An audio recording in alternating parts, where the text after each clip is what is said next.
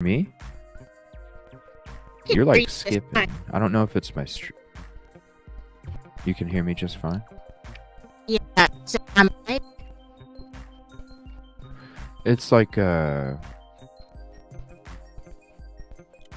of going in and out or something. Here, let me turn down my music. Yeah, she Good go morning, out. by the way. Good morning. Master, back in. I don't know. I can't really understand what you're saying. It's like, yeah, here, let me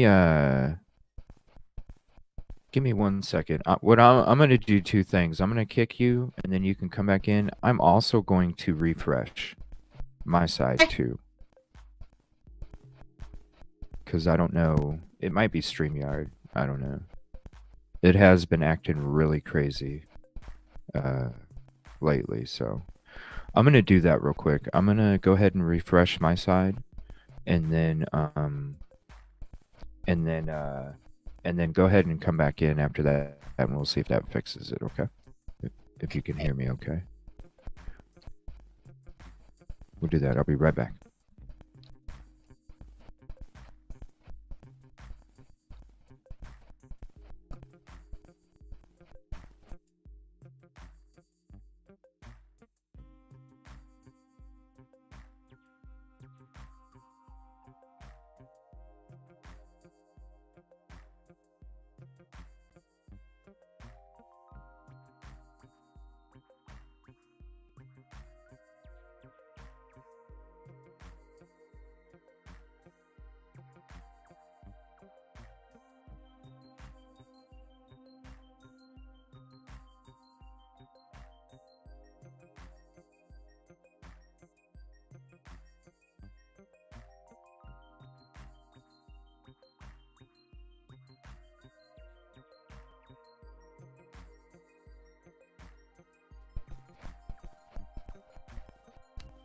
It's still,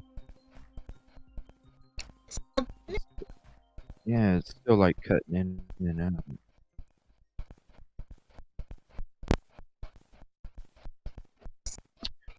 out. Maybe unplug your mic and plug it back in, maybe? I'm not sure. Sorry, I gotta reboot everything here. There we go. Whoa, not snack bar. It's not snack time.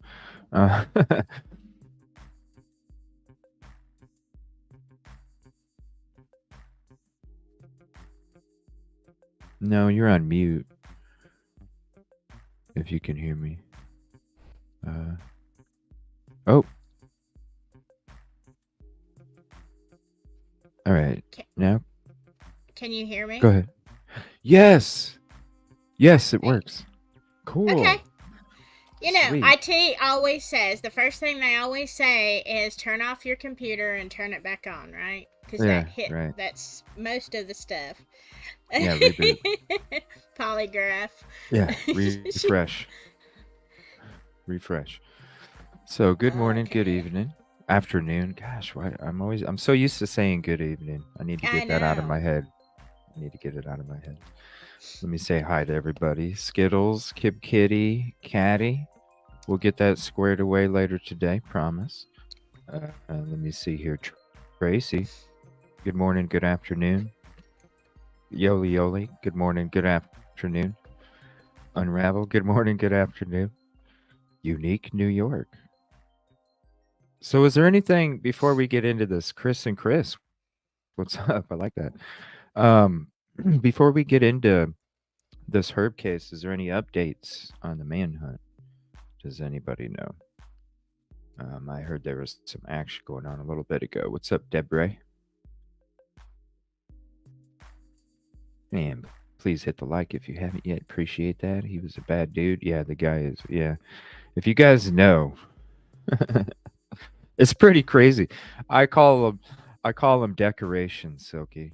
Oh yeah.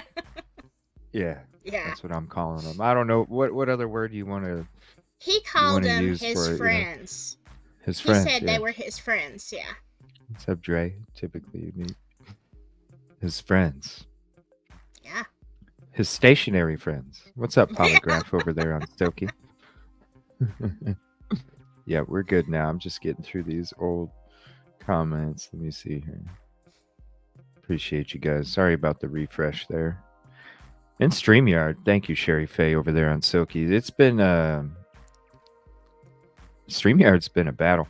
So you've only checked out EVMUX, right? Have you and Yeah. OBS, and that's Yeah, it, right? EV and yeah, there are a couple. Like I said, I have to go back through. But I don't usually have a problem with StreamYard, but the last live I did, I froze, and I know you have this problem a lot.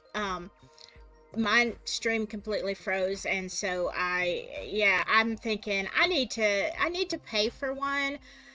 Probably, but OBS, if you can learn it, that's the Yeah. thing. It's amazing, but you have to have all these plugins, and I'm not sure that my PC is going to be. Well, I have a laptop. I'm not sure it's going to hold Oh, it.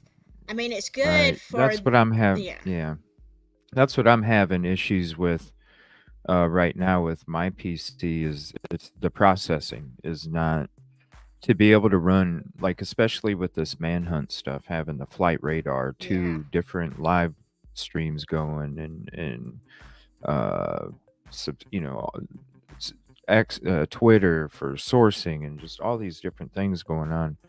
um yeah, it definitely there's it's surprising because you would think there would be something out there that wouldn't be like that. With OBS, like you say, plugins, does that mean you have to have like is it It's like like, different coding that has to be put into it? yeah, It's it's all like, coding. well, it's not. I mean, you don't have to code it. I guess you could if you knew what you're doing, but I don't. It's plugins that you can get from the internet. Some are paid and some are a lot are free. But the the only thing that scares me is the first time I went live with a guest, I did everything to the T that they said to do.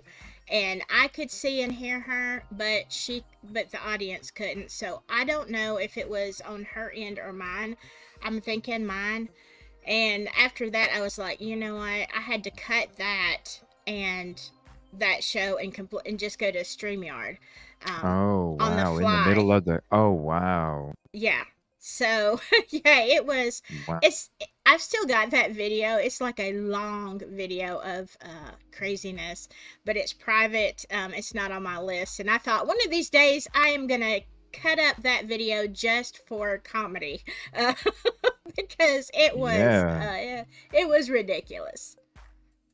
So, but Mm. there have been times that I have done OBS on and just recorded a show. Obviously, there were some things that I needed another camera because there were some things that weren't good about it. But that's what I'm striving for, Mm. is because I use a separate camera when I do just videos, Mhm. and which is a much better camera. But I have to download it because it's not compatible with my Mac, and it's not it's compatible with my iPhone, but you have to take it and download it in sections and then re-upload it to the computer. It's a nightmare to do a Mhm. video. Mhm. So Mhm. I want to just be able to record straight from my Mac to and then edit Well, it. why don't that's why I use Twitch. It's Really? not Yeah, it's not only it's not only a way, it's another branch for your Mm-hmm. show to be put out there in a different, setting. But also, it records your past broadcast, and it has a video editing tool already in the dashboard Oh for the wow. Twitch. Yeah. And so anytime that I make highlights or re-uploads or any of these animations and stuff, I have the stream going to Twitch. Right now I have it going to Twitch. So when I'm done, I can literally go to my Twitch, clip out little parts of the intro. Like if you go see my highlight and I got the evil CJ and then a little thumb up, and Mm-hmm. ends with this and that. It's all from Twitch. I don't use any I don't use any other because I've tried, and you're so limited in with what you can do or how many times you can do this or whatever. With Twitch, I literally cut out the first 8 seconds is the first part of my clip. That's the first 8 seconds. You can clip it and cut it Hmm. and publish it. And the cool thing about Twitch is you don't even have to use your computer space to upload a video to YouTube. You could literally make the edit on Twitch and then post the upload from Twitch to YouTube, and you don't have to download anything. Wow. So it saves your computer space too. Okay. See, I have a Twitch account under Silky Southern Tea, but I haven't done anything with it because I don't know what I'm doing. So Yeah. my son does, and I need him to just sit down and set it up for me to do that. But Well, I'll help you uh, out. We can do an offline StreamYard sometime. I'll screen share it. I'll show you mine, and then you can huh. literally look at yours and just follow along as Oh, I'll yeah. explain everything, show you how it works. It'll literally maybe take 45 minutes or an hour. Well, But yeah. yeah, Let's do that. yeah, sometime this weekend we can even maybe I don't know what you got going on today, but even sometime today I could even help you out just to walk you around because really Yeah. it's going to help you out as a content creator. It saves your space, it saves your time, and literally it's another branch. So why Yeah. not? Uh, Right. And it's a win-win.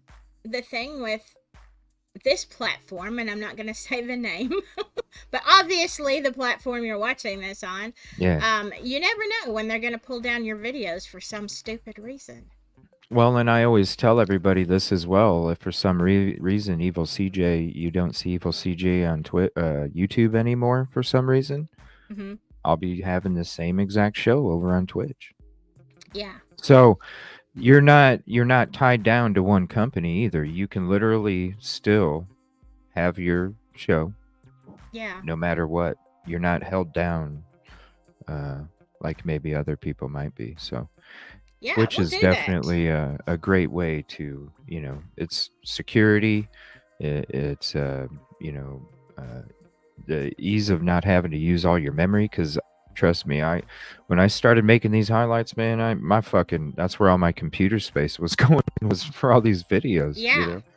Oh, It's like, yeah. damn, I got to think about something else, some other way to do it. And then I'm like, why don't I just use Twitch? Boom, you know, Oh, my gig, gosh. Yeah. gigs free. What's up, Bossy? What's up, everybody coming in? We're just chit chatting for a few. Yeah, we'll help you out sometime, like even today or whatever. But Yeah.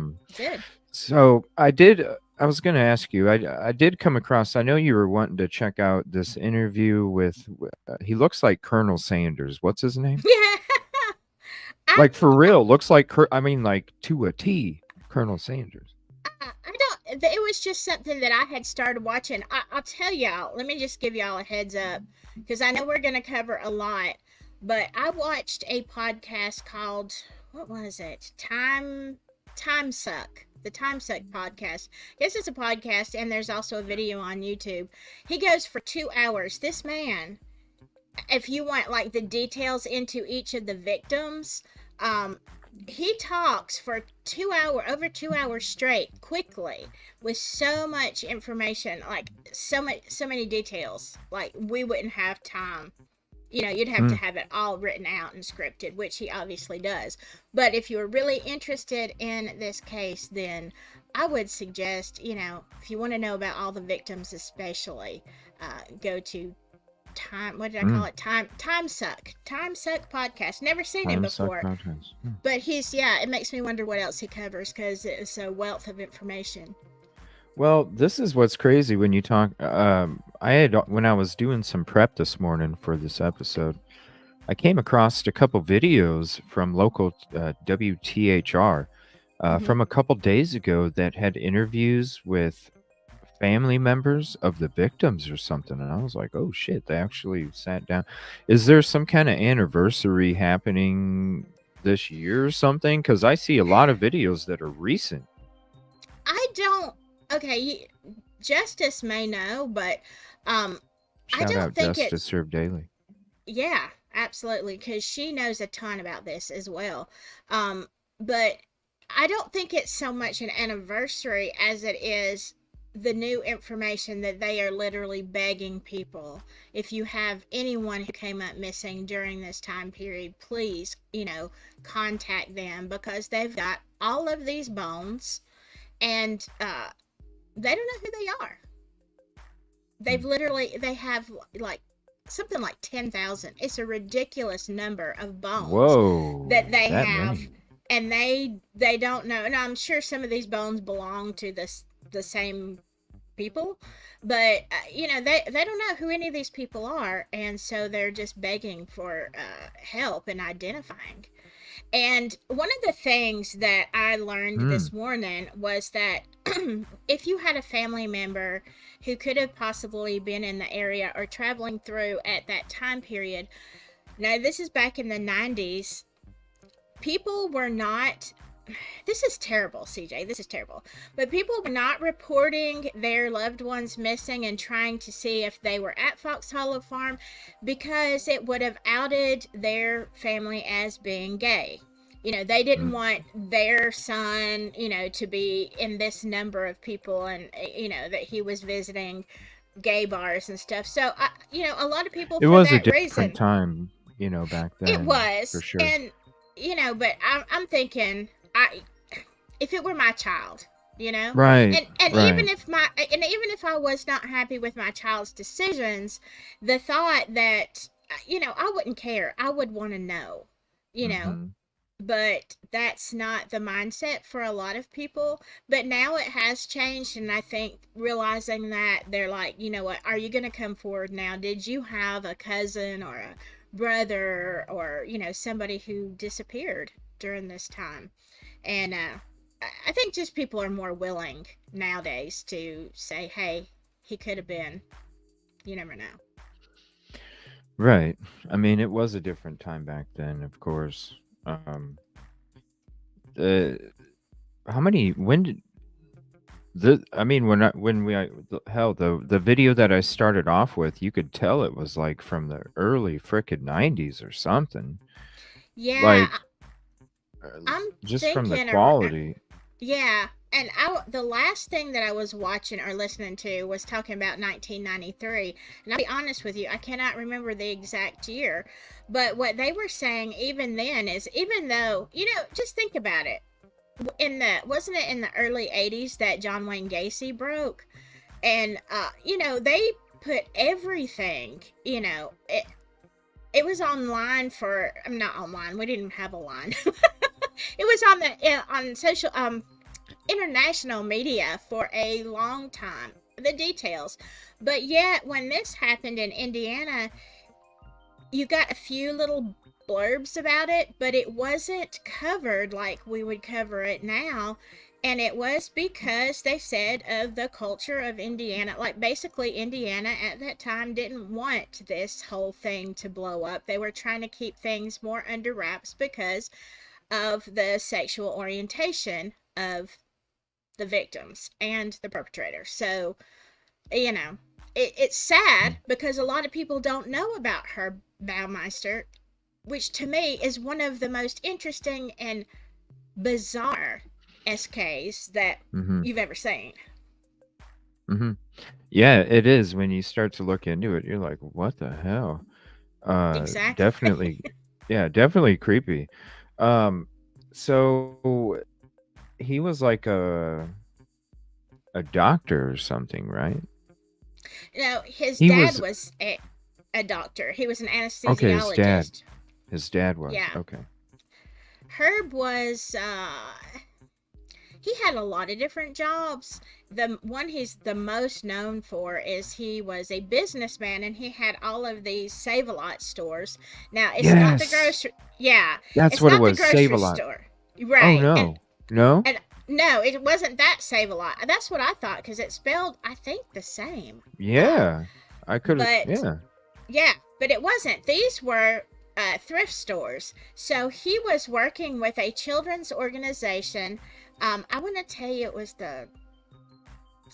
I can't remember. I just heard it this morning. Anyway, there was this children's organization that people would donate, like used clothes to, and he was in partnership with them. They would get the donations, and I guess he would process them, put them in the stores, and sell them. And the proceeds were going to help these children in whatever different ways they needed. And so he had these really big, nice looking stores on the outside. And that's what he did primarily. And this is definitely what he did when he was caught. But yeah, So it was a like a deflection, like I couldn't be doing these crimes. I help children, kind yeah, but yes, but strangely of. enough, he liked to hire adolescent males to primarily as employees. So, it's like that ought to be a little bit of a sign, but Yeah, because he had a pool. yeah, because generally speaking, in a thrift store, because I love thrifting now, I love it. Oh, I do Um, too. I love garage sales too. They're my favorite. oh yeah, but when you go into these stores, um, what you generally see, at least in the front part of the store, you see women everywhere. But not so with old Herb. He liked to hire the guys. So. And how long was he married? I believe it was 25 years. Hmm. 25 years. And in that time, okay, because they got married in, I want to tell you it was the 60s. They were married for 25 years. And this is what I thought, and I don't know what you've got for us to watch, but I want to tell you some of the things that I heard about Herb from this Time Suck podcast was crazy. They said as a child, just to, catch you up, like so his dad is an anesthesi.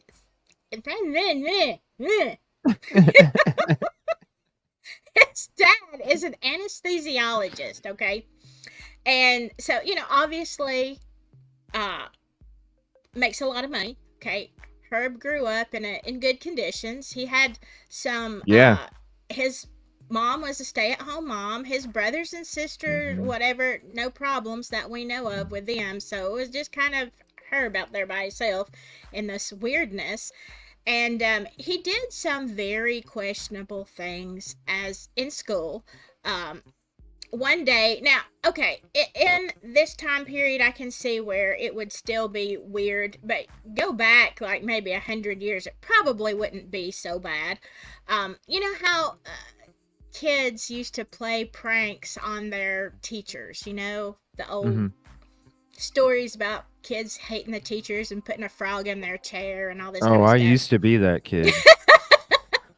And you think I make T-shirts now? I was making T-shirts back in school too, in front of the class. Trust me.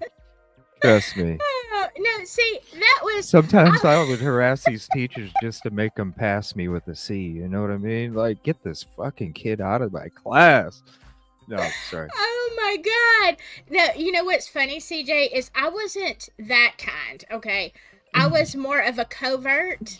My specialty, because I was a rascal too, but my specialty was with a completely straight face and sincere question. I would ask an embarrassingly ridiculous question to the teacher, which they would be forced to answer about something, in the class, while I just sat there acting like I really just wanted to know, this is a sincere question. And, they'd be like, and I would enjoy really, really needling the teacher. Oh, I Where they bet. never really knew if I I was bet. sincere or if I was just messing with them. Of course I was Yeah. messing with you. I did it in college too.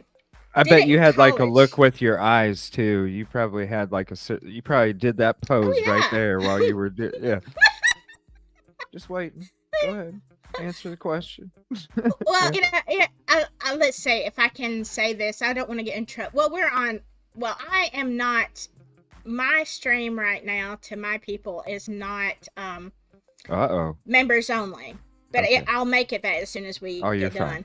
You're fine. But but in the meantime, for instance, in college, when I got to nursing school, I wanted to understand what I'm saying. I wanted to know what the plural was of the male parts if you had more than one. You understand what I'm saying? I can't say the word, I don't think. The anatomically correct male Hmm. part. I sincerely asked the teacher, how would, because when you, like, sometimes it goes into the Latin. So I was like, the P word, I was like, Yeah. if you have more than one, is it this or is it that? And, I'm taking notes. I'm like, I need to know.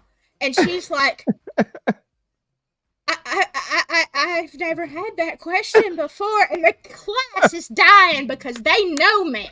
They know me. And I'm like, well, she's like, in what situation would you ever need to know? I said, well, honestly, if you're referring, like, what if somebody has an anomaly, which, by the way, I've seen later on. Whoa, that's mind blowing. But I was like, yeah, you pull back the sheet in the hospital and you're like, holy cow. But I never knew that I was going to actually have a reason to ask that question. But, I really could not stand my teacher. She was an idiot. And she did get fired eventually. But I would ask her these sincere questions, taking notes and, being completely serious. And uh, Oh wow. so, yeah, that was the kind of needling I did. Wow. Silky, yeah, right. With the creative imagination, Hmm. advanced burn skills. And never, Damn. never crack a smile. No. And argue to the death that I needed to know this information, that this is a Yeah, sincere question. Why can't you that's answer awesome. me? You know, Answer me now. why can't you tell me? I am asking a legit question. Anomalies. Anomalies. There is 1%. They don't call it 1% for a reason. And I have witnessed that 1%. Yes. Honest to There are goodness. So there you there are go. nuclear spills and disasters that happen. Come on, there's Yeah, and you know what? contamination everywhere. Shit can happen, yo. Shit can happen.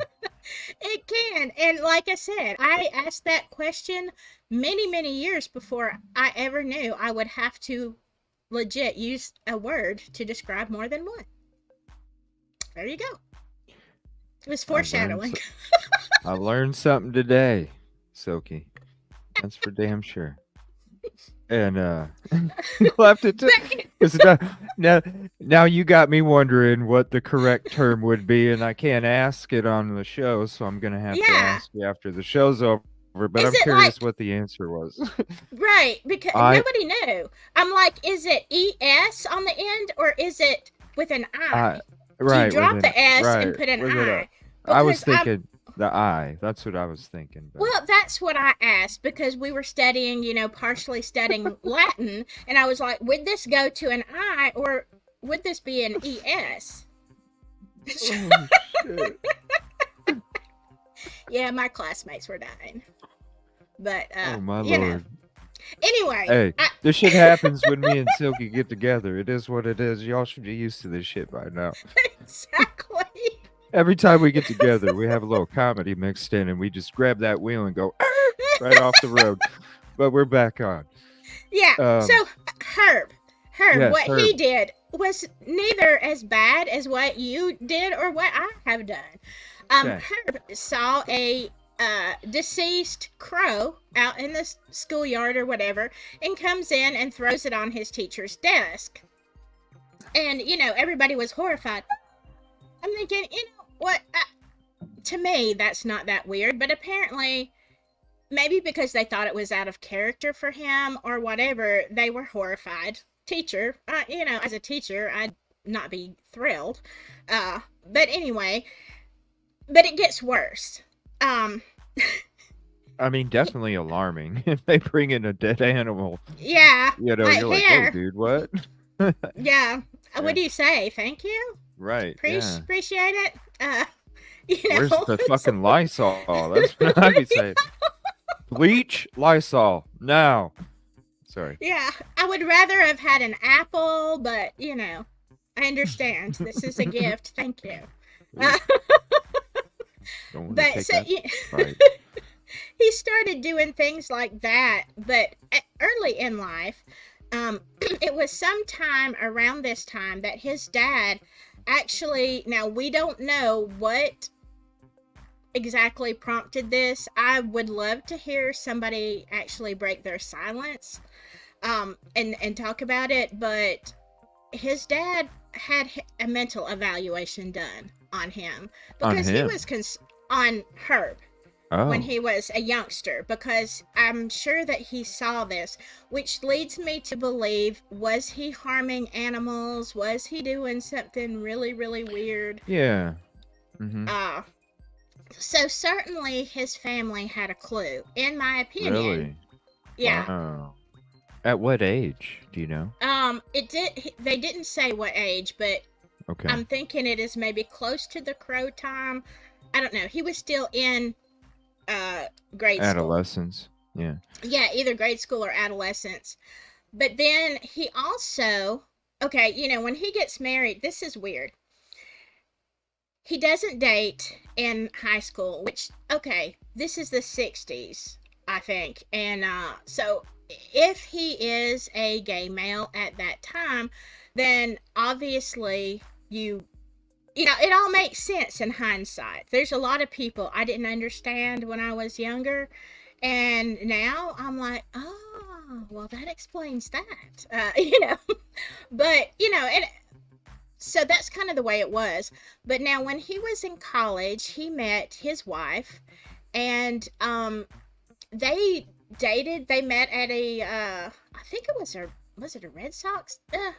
I can't remember. I think it was a Red Sox game. Hmm. Anyway, it was a sports event. They met, they started dating, and she said they would go out for drives and maybe get a Coke. Like, there was no fooling around. Okay. Now, understandingly, it was a different time, but everything was really kind of dull, really, I guess. She just describes it as Americana. This was completely normal. And then they get married.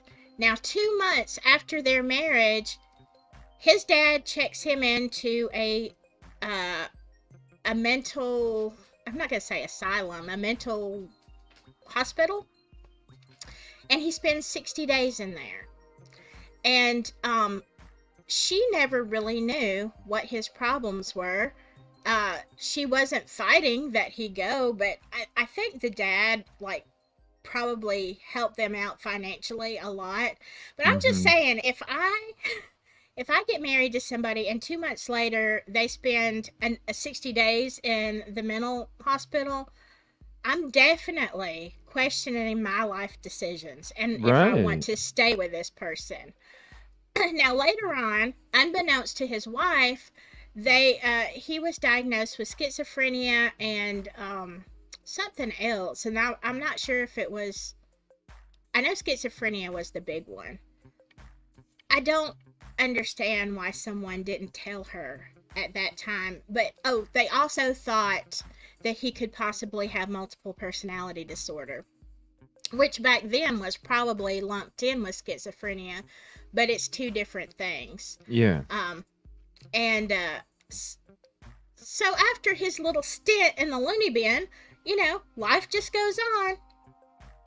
And I think we've mentioned this before, but she said in the 25 years that they were married, they had intimate relations 6 times. 25 years? 25 years and 6 times. And out of those 6 times, they had 3 kids. I mean, man, you got that precise. You got Wow. your timing down, that's for sure. But yeah, Wow, that had to be hard for her. Jeez. she doesn't.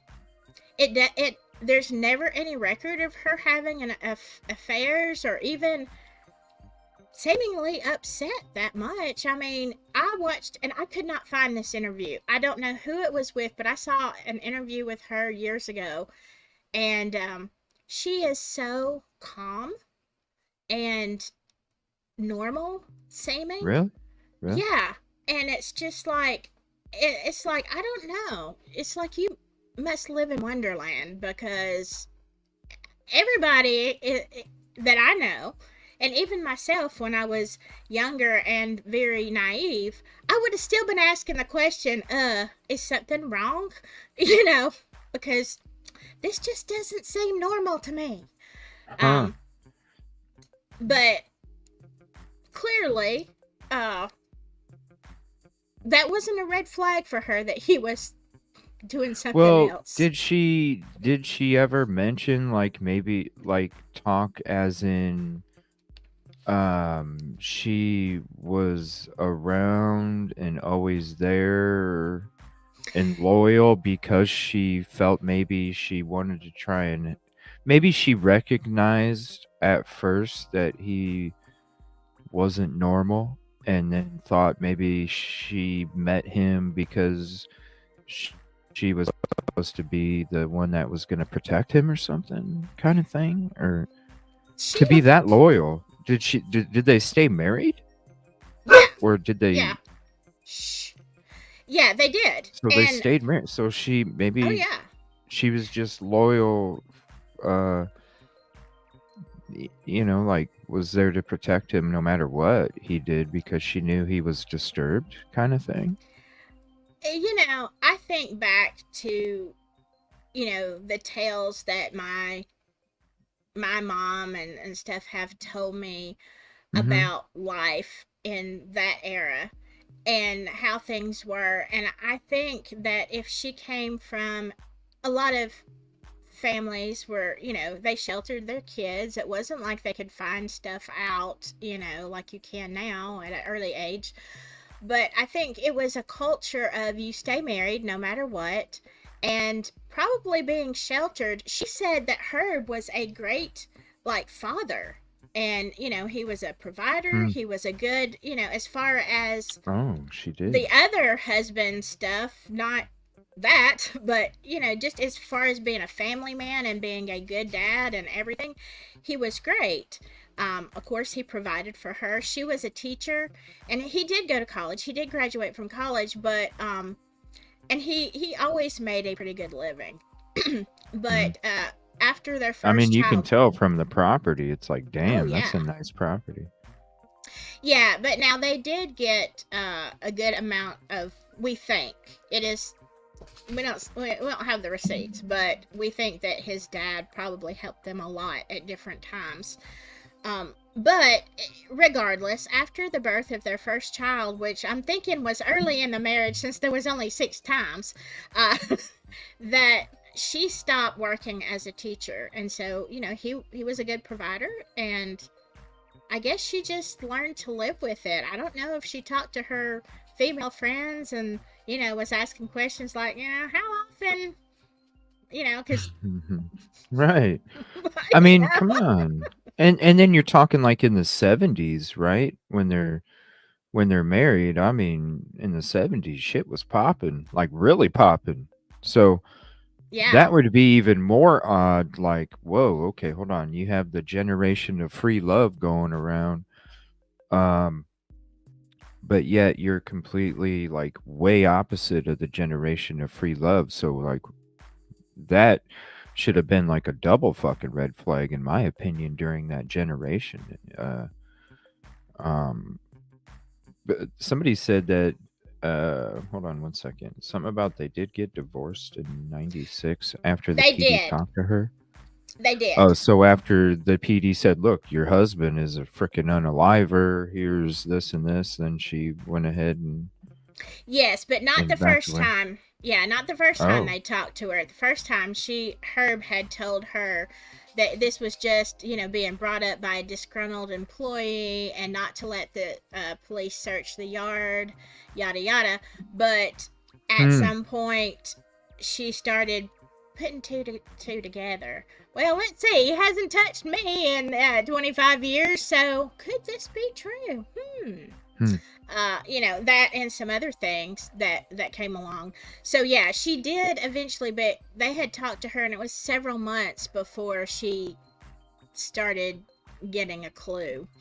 After they had brought all this evidence to her, because they already knew who he was by this time, and he went undiscovered, and he was known as the I 70 SK before the.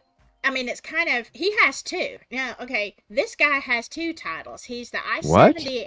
Yeah, he is the I 70 SK and the Fox Hollow Farm SK. Oh yeah, that's right, Fox. Yeah, because this thing I got from a local TV station from 2 days ago did a program called Forgotten at Fox Hollow, the victims of the Indiana SK. That was Yeah, just from 2 days ago. It's a program that I was going to show.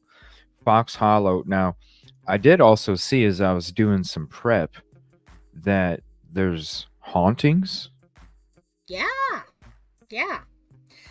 They say, and there is a whole Man, maybe I documentary. can you actually stop by this place? Like if you're out and about, can you like go by and like stop I by mean, this place? I Cuz I'll somebody fucking lives go there. if you can. Oh, uh, okay. I mean, somebody lives there. As far Okay. as I know, unless something has happened, because the same family that had the paranormal activity stayed. But I mean, there is a road that Okay. goes right in front of it, and unless they've put up a lot of trees or something in the past few years, you can see it. It's very Wow. easily seen from the road. I need to get a drone cuz then I wouldn't even have to go to somebody's fucking road. Yeah, it's a Right? beautiful property. Give It me a drone is. and I don't have to. Hmm. Do you have the footage that I think Jinx had put in Discord of Indie Archives pictures of Fox Hollow? Let me see here. In Discord? Yeah, she had put it in, I can't remember what tab, but she put it in there and she said the Indie Archive was okay with you showing it. Oh, sweet. Indie Archive. Yeah, because I do have a couple videos that I saved from prep this morning that had Indie Archive, some drone footage, right? Is that what it was? The No, drone? this one, well, the one I watched was pictures. It didn't show much of the outside property. It was all the inside. Oh. Just looking at it, it's a very nice property. Oh. I didn't know if maybe it was just like, because wasn't it abandoned? I thought I heard it was abandoned. For a while, because Okay. clearly after the police got done with it, Yeah. it wasn't like it was a hot market, property. It's like, we've Yeah, I recovered just about remember 20 hearing it people was here. abandoned. Yeah, Yeah. but what they Yeah. think happened, and there are reasons that he was never charged for this, but we know that he did it basically. But he before he bought Fox Hollow, they found all of these men along Interstate 70, like in ditches and creeks, whatever, half clothed, and they were all, I don't know if I can say this word, rope around the neck.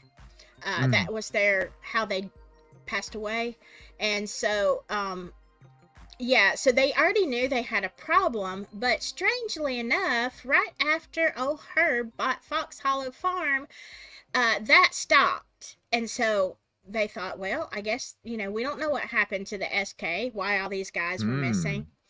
But now, here's the thing, and this is the problem with also the Long Island SK. Uh, you're talking about a group of people that the general public and even a lot of the police officers don't really care about.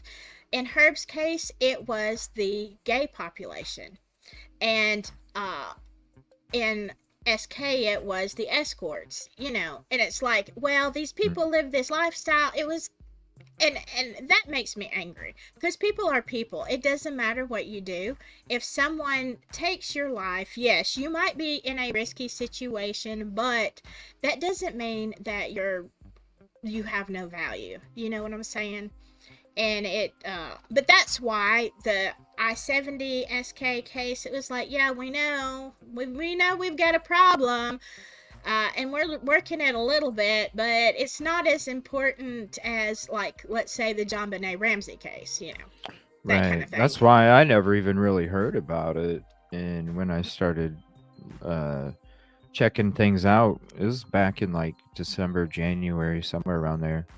Uh, we kind of discussed that person for a little bit on one of the shows, and I was just like, "Whoa, what the hell? Never heard of the guy. Never heard of the I-70 SK or Fox Hollow or anything like that." And Yeah. just I think was it at how long has it been how long has it been occupied? Because I'm thinking maybe it was back then. I remember, or maybe it was just an old news clip talking about it being abandoned. But I thought it was like getting run Yeah. down and abandoned, and It was at um, one time. Like I said, definitely because the family had it in their possession for a while, but they mm, actually had another house that the wife and kids moved into. Because what happened, for those of y'all who don't know, um, it's kind of a long story of how they got to figure out who this was. But after the wife, let them search the yard. They had divorced, okay? She realized, finally, she started waking up and she's like, you know what? This is not working out. And he might really be a horrible monster. And mm, so he was in Canada.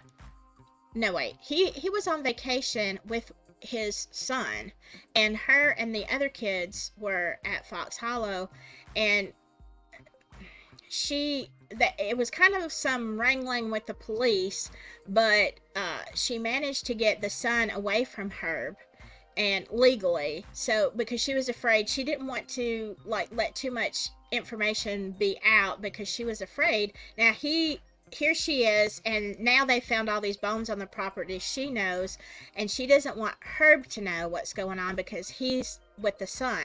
So when the police get the son away from Herb goes driving off, and he tells his brother he's on business and he needs some money, temporarily. His brother gives him some money, and he heads into Canada, where he drives around, writes a goodbye letter, and eventually unalives himself with a gun at a public park.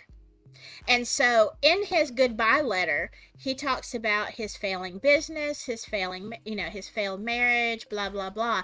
Never, ever does he say anything about these bodies, or, what the police had already been accusing him of. So, obviously he was never going to admit to it, but I oh, mean, look, when they find 20 bodies or more on your yeah, property, yeah, you got some that's splaining to do. yeah. One, you got explain it. You got 20 times that. Yeah. uh, yeah. This is we're going through this indie archive video here as you've been talking about it. Beautiful home inside, and one thing, that's a Except for weird fucking that. tub. That, Yeah, that's a weird yes, tub. that's gross. That's a weird fucking tub. Yeah. Yeah. But I'm noticing like especially downstairs, like all the wood is Mm-hmm. the wood yeah, look at the doors and the framing. That right there. Not this stuff. That's an odd fucking bathroom with wood. That's a really Yeah. odd bathroom. What? It's, I can see mold happening there. Uh, um, what is that? A secret? What the hell is that? I think that's a closet. Old houses sometimes, and I'm guessing that Fox Hollow was renovated already once, but because the yellow, and that green tub and the yellow tub, I'm thinking that had to come from the 60s or early 70s.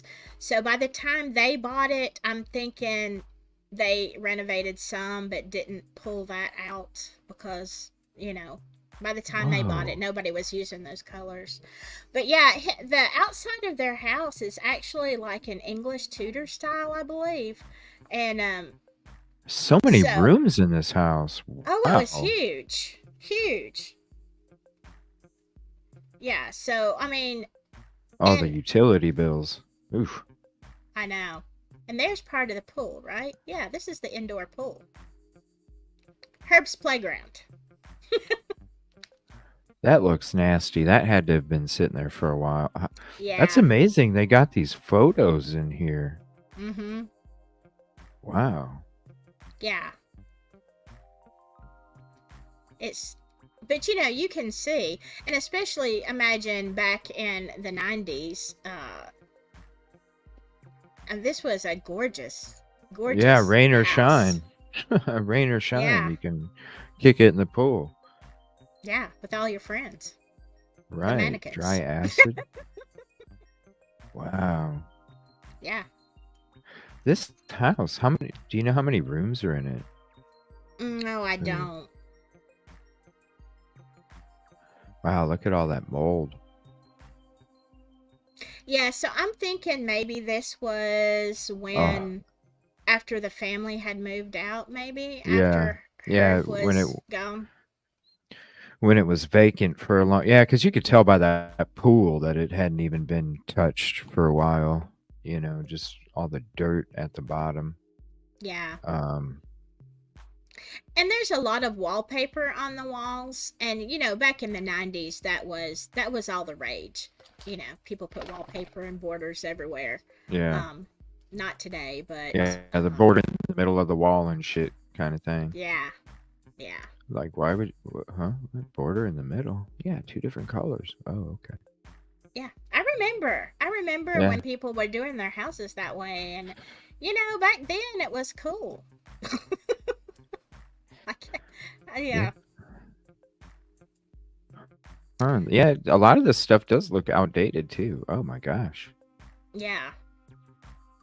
So I don't know. I really don't know how long it sat on the market. I know that it was on the market for like 2 point something million dollars. I think it was like 2.1 million Wow. because there's 18 acres here. See, look at the outside. Isn't that gorgeous?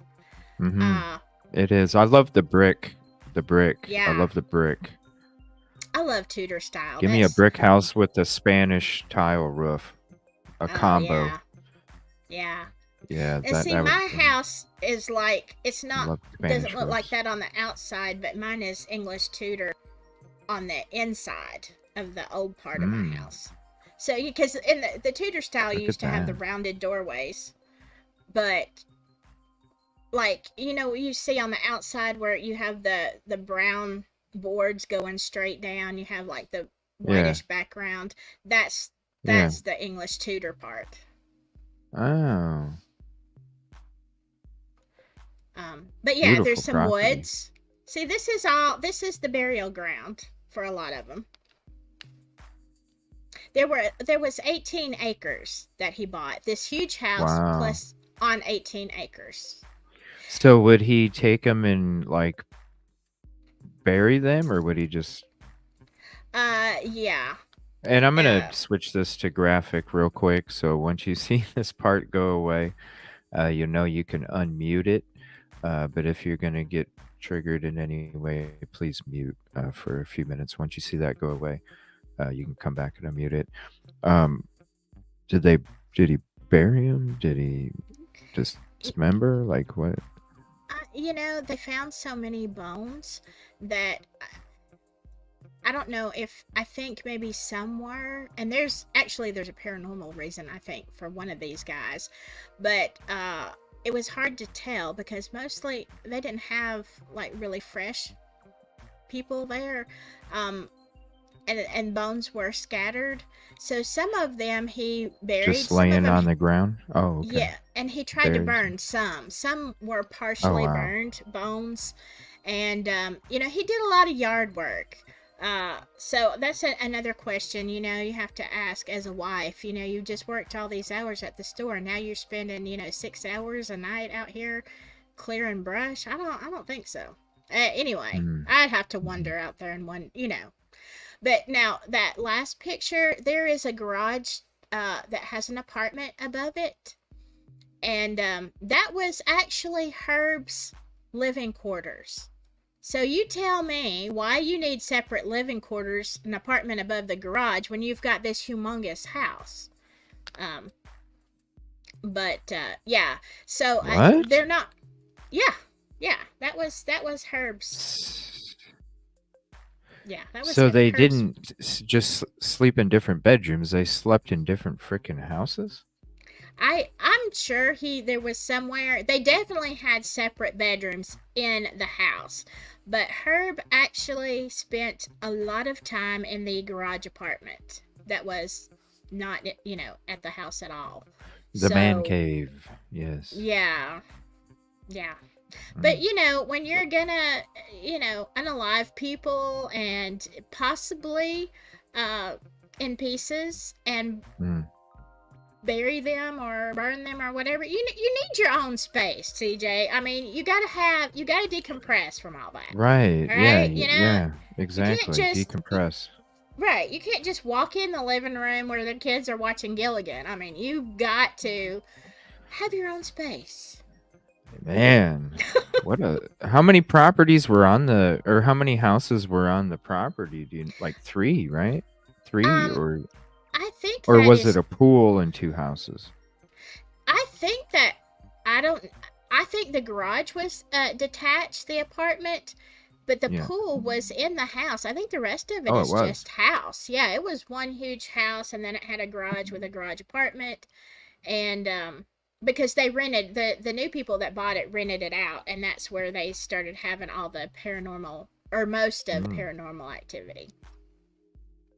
So yeah, but I mean, you can see this is a huge amazing property. So, I mean, as a wife with kids, you've got all this space. The kids are probably spread out, and I don't know. It would take you a little bit of time to get from one spot to the next. So maybe she never really knew where Herb was. right. She just knew that the bills were paid. Right. And I mean, if you're living in that type of culture, or you, being raised in that type of mindset, you don't divorce, you don't talk about your problems, okay? And what's she gonna say? He's a good provider, he's good to the kids, she's got everything she wants. I mean, the Mm-hmm. fact that he's a little eccentric and sleeps somewhere else, worse things could happen for sure. But Yeah, just a little I don't know. different, just a little different. That's all. Yeah. So yeah, again, I even in her interview, she seemed extremely like an extremely naive person. I'm sure she's not now.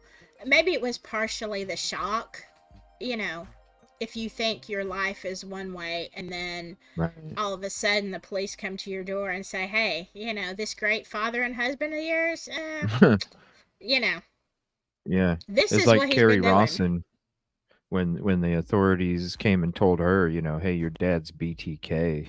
Yeah. It's like what? Huh? Yeah. Um, I'm gonna have to look to see if I can find one of those wife interviews. Uh, while while we Yeah. check this out, I wanted to. This came out 2 days ago. This program, WRTV presents.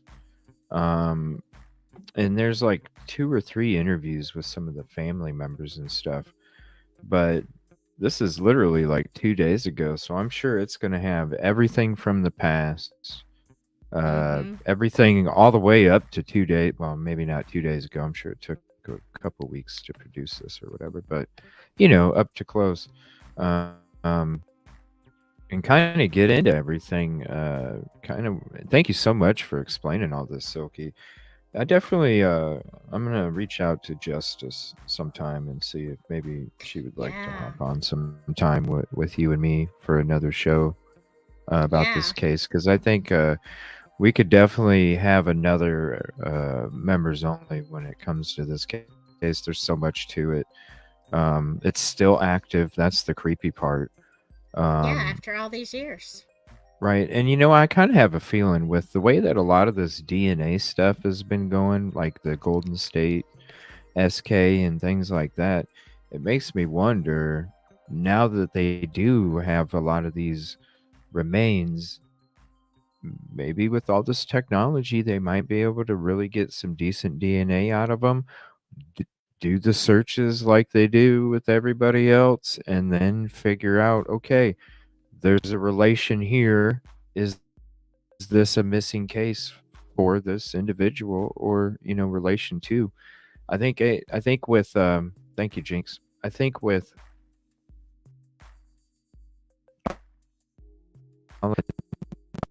last few years with this DNA stuff, I have a good feeling that they are going to start to Mm-hmm. really find out who some of these people are, and to have to, and back in that time period, to have to kind of like feel like you can't do justice to the victim because of uh, repercussions or whatever, because of the time period. you know Right. um, they definitely, these people need some answers too, because I'm sure that they live Yeah. with a lot of regret, and Right. to be in a Well, tough situation like that and then have regret, that you could have did more, kind of thing. exactly. And that's Yeah. actually how they caught him. Because, and let me answer someone Oh. was asking how many bodies. And when I said 20, that's in the neighborhood. To be honest, they do not know because uh, they found so many pieces of bones. And again, if he was burning them, you don't know how much, is left, uh, or where. And then some of them were not buried very well. And so, you have predators, animals, I don't want to get graphic here, but that could happen. But they have so many bones that is the whole question. They know so many Hmm. victims, and it's around the neighborhood of 20. Um, but they know there's Wow. more. They just don't know how many and who they are. And So, where? 18 yeah, acres of property is a large area too. What are you going to do? exactly. Dig up the whole property? And can you Mm-hmm. imagine if you had the availability to dig up that whole property, what you could possibly see? And who says he wasn't going somewhere else either? Who says he Right. didn't have a cabin out somewhere else in the middle of the fucking wood? Who knows? Yeah. Well, here's the thing. The reason that he got caught is because um, there were two families of Okay. they knew their sons were in the gay lifestyle. They knew they frequented gay bars, and they went missing. There was a whole lot of missing guys, but two families were like, you know what? I'm not going to give up. I'm going to find out what happened to my son. So they both hired the same private investigator, and his name was, it starts That with a maybe. V. Vandergriff is his last name. It's a cool detective name. It's not Vern. It might be. It starts with a V. Vandergrift. Anyway, Vandergrift starts, CJ looking at McGriff. this. Yeah. Yeah, yeah. But there you go. There we That go. should be Take your a new bite out name. of crime. Taking a bite out of crime. That should have been your name, CJ. Right? Yeah. Uh, but, CJ but any, McGriff. yeah. Uh, but anyway, there was this guy.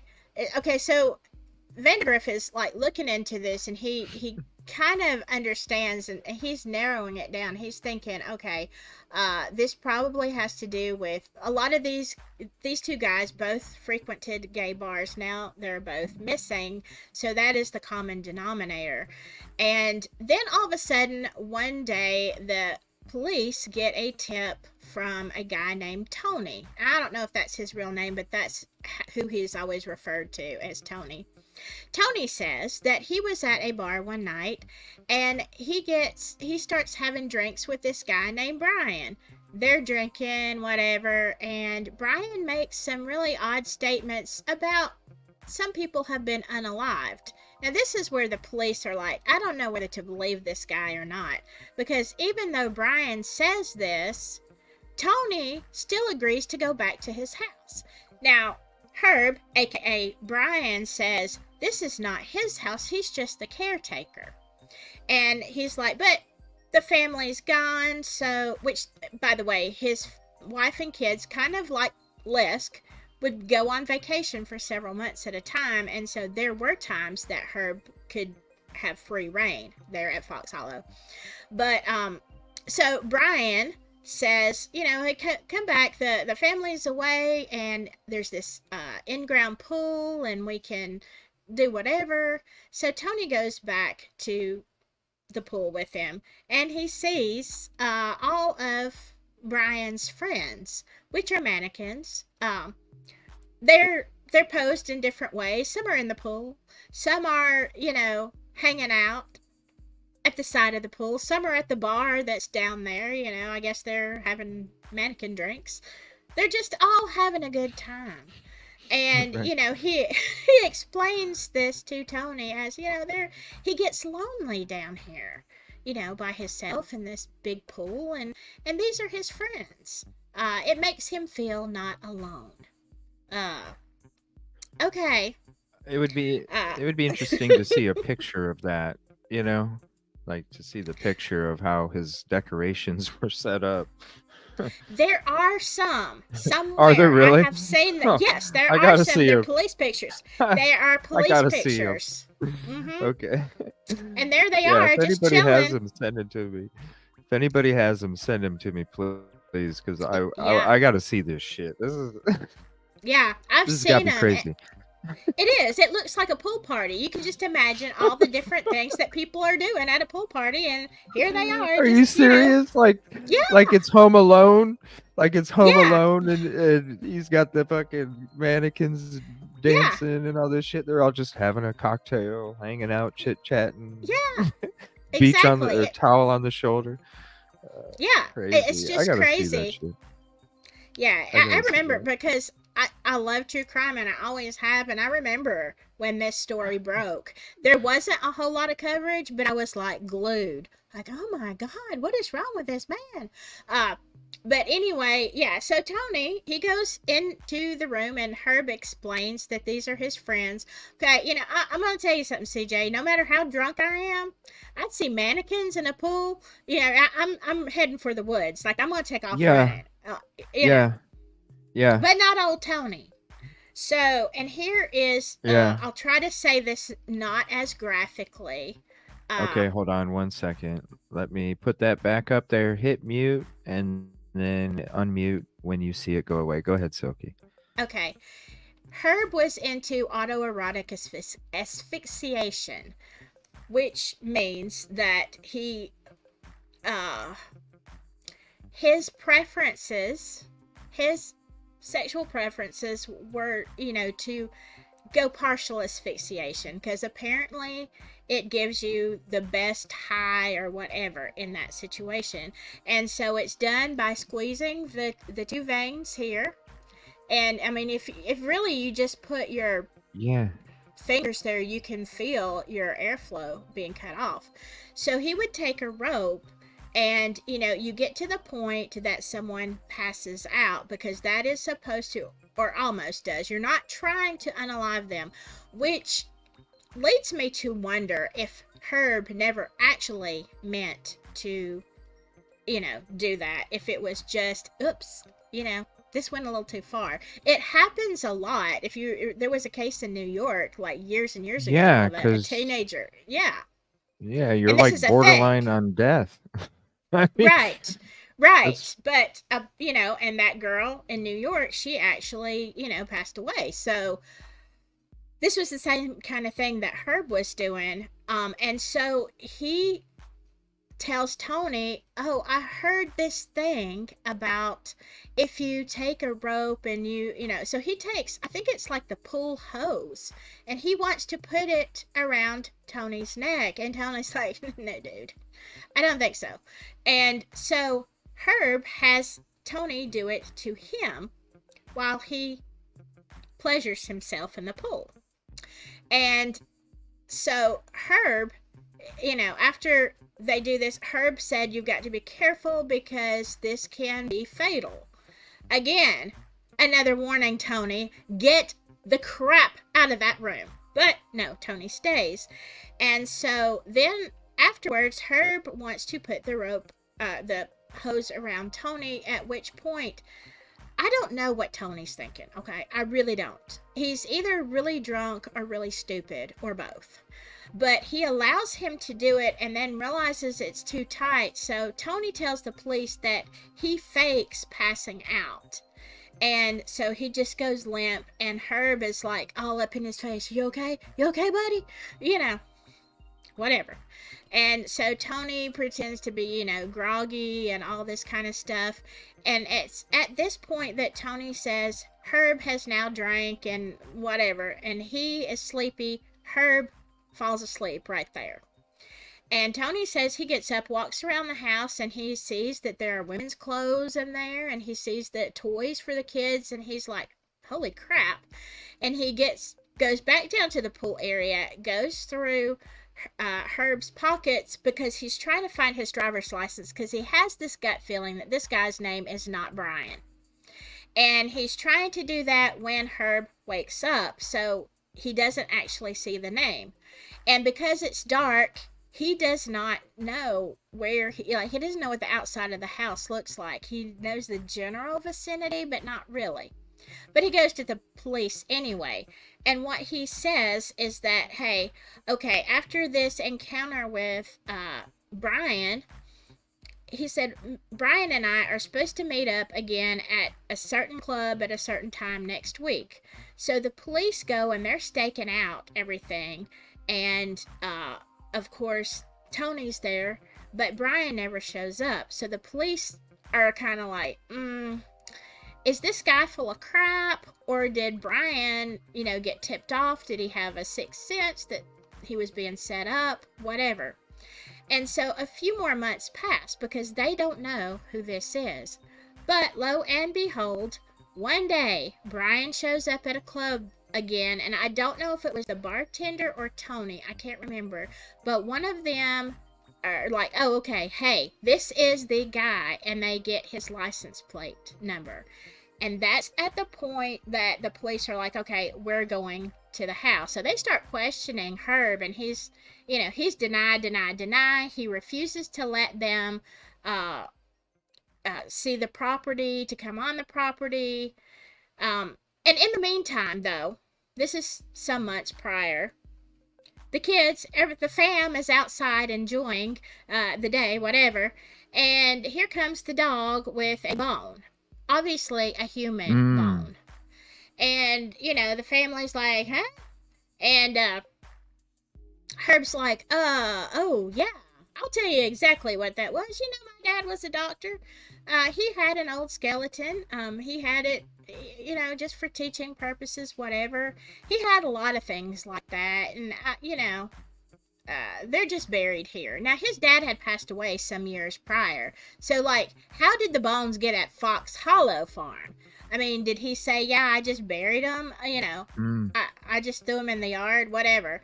Right. Family, again, because Herb was a good dad, family man, whatever. They're just like, okay, Dad. So if we find some bones, we're not going to sweat it. Wow. Again, as a wife, the first thing I would think is, I don't remember you saying anything about that skeleton of your dad's. Right. I'd be out there. I'd wait till Herb went to work, and I'd be out there in the yard digging up, looking. Yeah. Yeah. You want the truth. Yeah. You want the damn truth. And I'd have, the police on speed dial. Hey, I just found a femur in my backyard. Y'all want to come check this out? I don't care, whatever. I mean, it would be one thing if they had a close, loving relationship and she was covering for him. But, after 25 years and no action, I'd be like, please come get this guy. He won't touch me, but there's bones, there's body parts in the yard. He won't touch me, but he'll touch the mannequins next to the pool. Yeah, exactly. Something's wrong. Something. You read a book on Herb's life, and oh, wow, cool. Yeah. Wow. What book? Yeah. Let us know what book. Yeah. It's so the Tony guy actually survived an encounter. Yes. How did he get Yes. away? Because Um, Herb passed out and then he just took yeah, off, or I think he just took him back to where, whatever, because, and this is what leads me to believe, and I have to look at Tony's. I think he just left normally because they planned to meet up again, so he didn't like run off into the night. mm, Um, I think it mm, was, again, why I think that Herb may not have actually meant to, unalive anybody. Maybe he just wanted this experience, and that's the only way he could find pleasure, and ended up having a lot of accidents. I don't know. At what point do you not look in the mirror and say, you gotta stop? You gotta stop yeah, this. but as a child, if you're doing that shit with animals and your parents are making you get evaluations, I tend to Yeah. think Yeah. it was part of it, and maybe Oh, he yeah. let some of the other ones get away because they were favorites. Yeah. They were favorites Well, kind I of thing. think because Tony acted like this was an okay occurrence, and, they did have plans to meet Yeah, up again, that maybe he was like, okay, right. this is a safe guy. He's into the same stuff I am. Um, but, uh, anyway, so the bones were explained to the family, but after they got his license plate and Herb's denying, then they come to his wife and they're like, look, we want to dig up your property because this is what they found. Herb said, oh, it's a disgruntled employee just making all kinds of false accusations. Do not let anybody in the yard, because Herb was away for, I don't know, on business, on whatever. Herb was not there. So, of course, the detectives gave the wife his cards, or their cards, and she's like, okay, whatever. Months pass, and then slowly it starts making sense. And maybe it's just because of that would have to be very traumatic to think that you've been living a lie for 25 years. Um, but that's when she realizes, yeah, their businesses are failing, and it's not a Mm, good situation. There are bones in the yard, and now she's realizing, yeah, now that I think about it, we don't really have a normal relationship. What if this is true? Uh, blinded by money and security, I suppose. I guess, and the fact that if he's nice and kind and gentle to the kids, you don't think typically of that of somebody who can do this kind of stuff. A good So, provider. right, So you right, look past the weird, odd shit yeah. because they're a good provider. Mm. You And know again, you've that. been married that long, and I think you look past stuff because Yeah. you just your mind can't wrap around what they're saying, you know, Right. until it's had time to sink in, and then you start putting the puzzle pieces together. Like, oh, well, Well, yeah, um, it's easy when the businesses are failing to put the puzzle pieces together. mm-hmm, I'm just yeah, saying. Oh, it's wait, true. there's an out? Yeah, yeah, Right? exactly. There's an out now? Yeah. Yeah. Didn't So think I about mean, that before, did you? Sorry.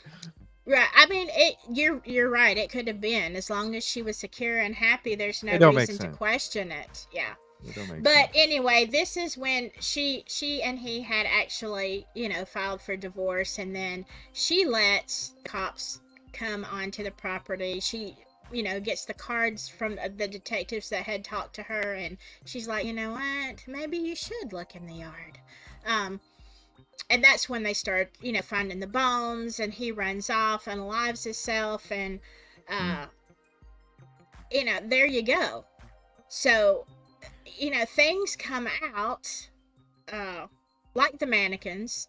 All these little details come out later, and it makes me think that maybe if somebody had hired a private detective earlier, when it was just the I-70 SK, and he hadn't gotten to Fox Hollow. Maybe if the police or the families or somebody was investigating closer, it might could have saved a lot of lives.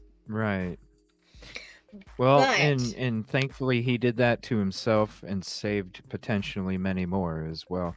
Unfortunately, a lot of the secrets went to the grave with him, and that's why absolutely, he did what he did. But with the technology and the DNA and things that they can do nowadays, there's some hope in the yeah, future when it comes to getting answers.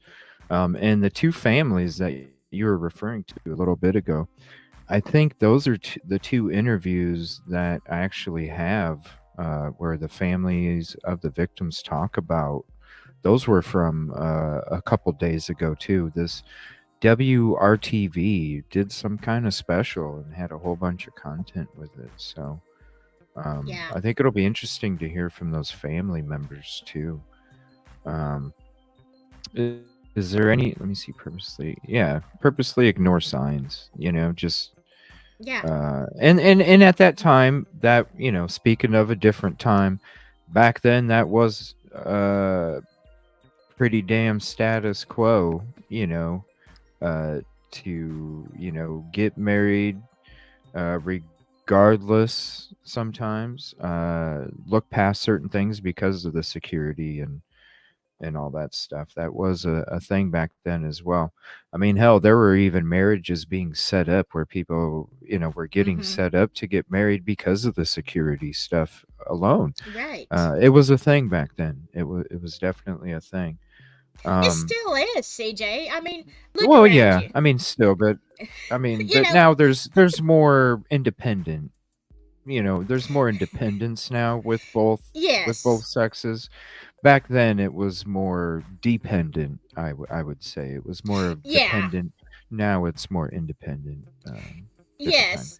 period. Yeah, and I mean, obviously she had her own career, but Yeah. it's like a few years ago I went to an Alabama game with who at the time was my significant other, uh, and we were sitting there, and we're waiting for the game to start, and I noticed this couple in front of us. He was a not too attractive older guy. I mean, not old, but older, much older than her. Young, pretty, blonde haired girl, and she was just, all over him, and she he had bought her all this stuff, and so I'm a people watcher. I am. I'm gonna look at you if I'm sitting somewhere. I'm not gonna stare at you. You're not gonna know, but Yeah. I'm giving side eyes to everybody and watching people around me. Oh yeah. I'm So quiet, but I'm observant of everything. yeah, Yeah. I study exactly. everything first. Yeah. Yeah. So they're in front of us, and they're having a good old time, and because the game hasn't started, I'm focused on them. And after we sat there for a while, I looked at him and I said, let me tell you about these people in front of us. He said, what?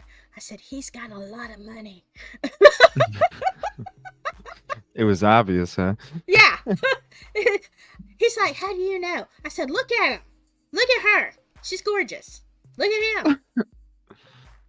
Hey, he could have been working Silicon Valley, the Yeah, I startup. mean, he's got something going for him. I'm like, it ain't his looks, and it's not his personality either. He didn't seem to have a whole lot of one. I'm like, yeah, he has got some bucks. First of all, we had really good seats, and they were expensive. I'm like, yeah, he probably comes every week. She's not letting loose of him. So, but I mean, it's kind of it still happens. I'm Yeah. not saying that was Right. Herb's. I don't think it was, just from what No. I've seen of her. But I mean, not in the beginning. She probably thought he was a nice looking guy. He was educated, and they got along, and uh, obviously he wasn't too pushy. So they get married, and she's probably thinking she's setting herself up for a happy, and that's what Yeah, the women did future. in the Hmm. 60s. You're talking about, you want a stable home environment, you want Hmm. kids, and I mean, it was the Hmm. American dream, Right. whatever. And yeah. But Yeah. that's the thing. Now see, then the paranormal comes in when the new people buy this house, though. Oh, because there was some other stuff that I had saved, but we can get in. I would like to save the paranormal. I think that'd be cool. Save the paranormal stuff for the next episode, Oh and we can yeah. see if Justice wants to join for that one if she's not busy, and have talk about a lot of the paranormal stuff in the next one. Um, because that's when the new people bought it when they started. So it Yeah. was vacant for a while. Then somebody purchased it. Probably did a lot of renovation. Obviously, would Oh have to have. yeah. I And didn't. then that's when. Oh, go ahead. No, no. Go ahead. Sorry. No, and then that's when you're saying the paranormal stuff started to become a Yeah. thing now. Because honestly, when you look up this gentleman, you see a lot of the videos like one we're gonna watch, and then you'll see other like just as much with the haunted stuff, and I'm just Mhm. like, whoa. So that's why I was thinking, with it being vacant from before, and then there's all this haunted stuff. I used Mhm. to do the fucking shit at 3 in the morning, going to haunted places all over Ohio. Really? Did Yeah. you? Oh yeah. That's Oh yeah. huh. I 3 in the morning, dead time. That's when I would go. Right. And so that's why I was like, man, maybe I could go there because I haven't done that shit in 10 years, but I'm telling you, it's still there. See, Like I love. I Go ahead. no, go ahead. No, I mean, I have to apologize, y'all, to everybody, because I am so ADD that in HD, like words fly out before I even think. So I don't. I am so sorry for interrupting. You know, I do that a lot, and I don't mean to. Oh no. No, I don't think you're interrupting at all. No, I love the paranormal. I don't go out at dead time. It's the We'll have time a to private. go. Yeah, we'll That's the have time a. to go if you're going. Yeah, I'm just well, saying. Don't go at we'll 2, have go a. at 3. We'll have a more private conversation about Yeah. this. There's a reason I don't. It's even more private than members only, but I don't. Okay. I don't. Let me just put it this way: I don't have to go out at 3 a.m. Uh, Oh shit. Okay. so yeah, there you go. Something you Boom. didn't know. Um, Boom. so yeah, it doesn't matter to me. But and I love to go on ghost tours, and I don't like to go. I don't care, if you hear sounds. I don't go to capture ghosts or experience that. I love the history. I love to go on ghost walks because I love to know the history of a place. Yeah, I could tell you some Yeah. stories, CJ. Oh my god, Yeah. I could tell you some stories. Um, I'd have to really, if I ever told them online, I'd have to completely change the names of the places and stuff because I Yeah. would dox myself. I would Oh dox yeah. myself bad um, if I were to talk about it. Well, But you should type it out sometime with different whatever, and then have me on your show, and then I'll sit there and listen to your stories and shit. I think that'd be awesome. I'll uh, join you for that. it's That'd be pretty awesome. interesting. But anyway, yeah, I love to cover the paranormal. That's why when I do my vintage stories and stuff and Yeah. crime, I throw in some of that. But I'm not a ghost hunter. I don't go out and talk to whatever's.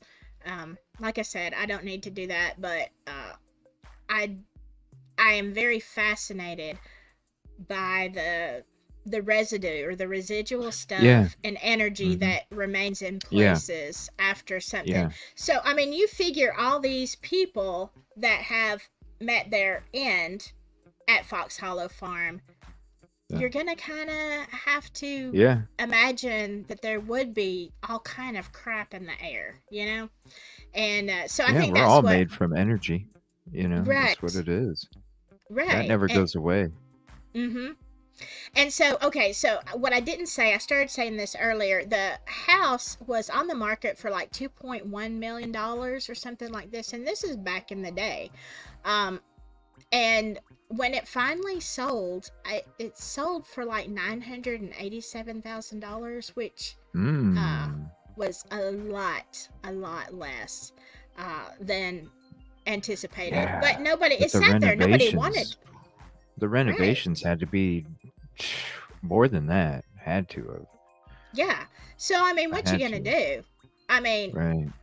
if you want to get rid of a property, and nobody wants it because it's notoriously, and it's like a lot of people who live in places where SKs or something happened, even if they're not the family, you have. Hmm.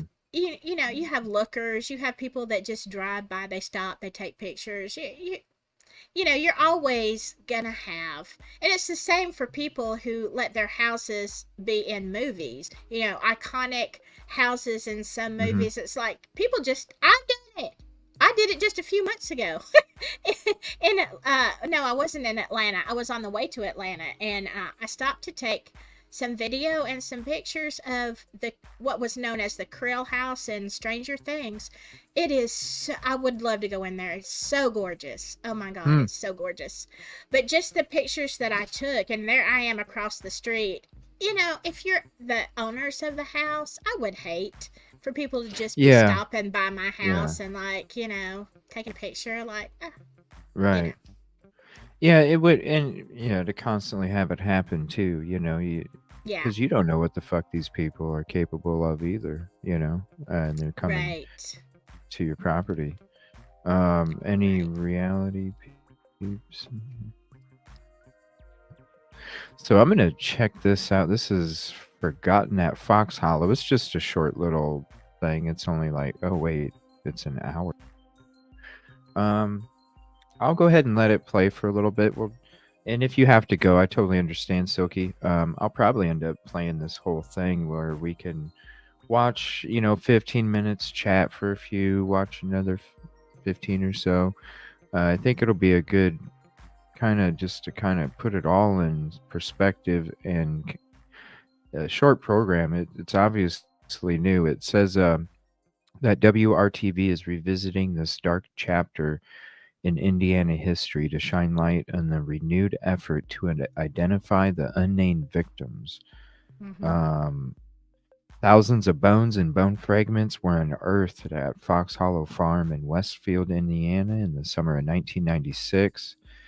Investigators believe Herb Baumeister picked up men in bars and brought them back to his home where he unalived them. 8 victims were eventually named, but many of the remains are still unidentified in storage. It's something Hamilton County Coroner Jeff Jellison is working to change.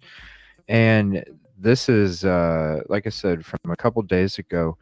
And there's still, I think when we brought it up on, when we did our show together earlier uh, in the week, that they had just found some more just a few days ago, I Wow. think, was that they're still finding remains.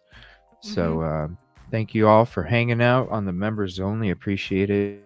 Shout out to Silky's group over there. Appreciate you guys hanging out and checking this out as well.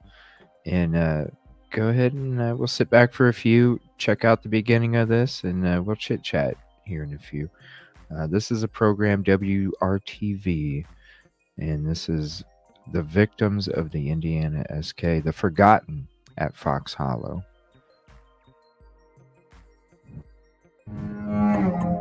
Picking up Whoa. the pieces of an Indiana tragedy, like the bones left behind by a suspected killer who never faced justice. Charred, broken, buried, discarded.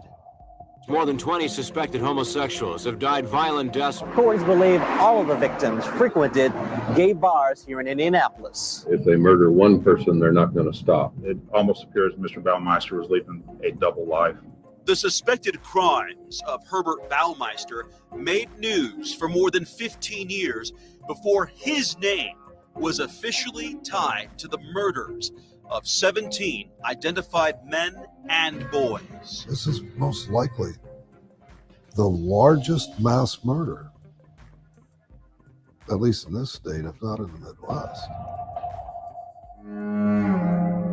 10,000 bone fragments unearthed on Baumeister's former property, Fox Hollow Farm in Westfield. These people were placed on a shelf for 26 years and they were forgotten, and they're no longer forgotten. Now, a new effort to identify the nameless victims. I want to give as many people the closure that they deserve as well. To understand why the extent of Herbert Baumeister's cruelty remains a mystery, you'll hear from some of the people who were closest to the case. Two women whose families were forever changed when their brothers disappeared. We talked about every day, and Manuel wasn't calling. My brother was young and he was innocent. You know, he was an innocent kid, no matter his lifestyle. A private investigator who listened to the stories and fears of a group thought by some to be on the fringes of society. We found out real quick that there were a lot of missing people, a lot of missing gay people in Indianapolis. A man who saw his friends disappear as a killer preyed on his community. It is part of our gay history. It's a horrible chapter, and not something to just flip the pages and gloss over and go on. Two former prosecutors who could now look back on the case and its abrupt ending. And he knew we had the evidence. He knew what was out there. He knew that people were out digging up his backyard. How could this have happened in our community? How could it have gone on for so long and involved so many people without somebody catching on sooner? Hundreds of pages of documents paint a picture of an investigation into a man's double life. And reporting from the WRTV archive shows frustration and fear as murders and disappearances remained unsolved. There seems to be somebody that's attacking our community. This is just the most blatant act of violence against our community. Sometimes we must return to the past to give it a name. It doesn't matter what their lifestyle was, who they were in life, how much money they did or didn't have. They deserve to have that final resting place. Did you have to go, Silky? I'm sorry. No, I I'm was still making here. a K-cup real quick. No. Oh, okay. I saw people No, say I'm bye, good. Silky, and I'm like, oh no, I'm making a K-cup. Did she say bye? Okay, sorry. No, I'm still here. I'm just I'm listening and making sure I didn't Okay. miss anything. Okay. All right. No, I just zoomed us out so we can get it full screen for a few as we watch this, and then we'll Well, kind of okay. hop back in and out. Okay, CJ, Yeah, go ahead. give me a heads up when you're gonna put us back, which I've got my icon up right now. But give me a heads Okay. up because I am just laid out here on the couch and my legs are in the air. So, like, don't just throw me back out there. Yeah, I'll put in private chat. 2 minutes. All right.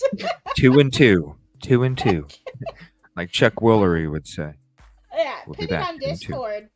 Put it on Discord because Oh, I Discord. can't. Okay. Yeah, because the way my light is set up on the top of my it blocks my private chat. I can't even see if there's messages there. Oh, So okay. Okay. yeah. 2 and 2 coming Yeah. on Discord. All right. Thank you all for hanging out. Appreciate it. History is still being written today. They talk about Dahmer. They talk about everybody still to this day on the internet. So yeah, I think people need to know that there was this serial killer.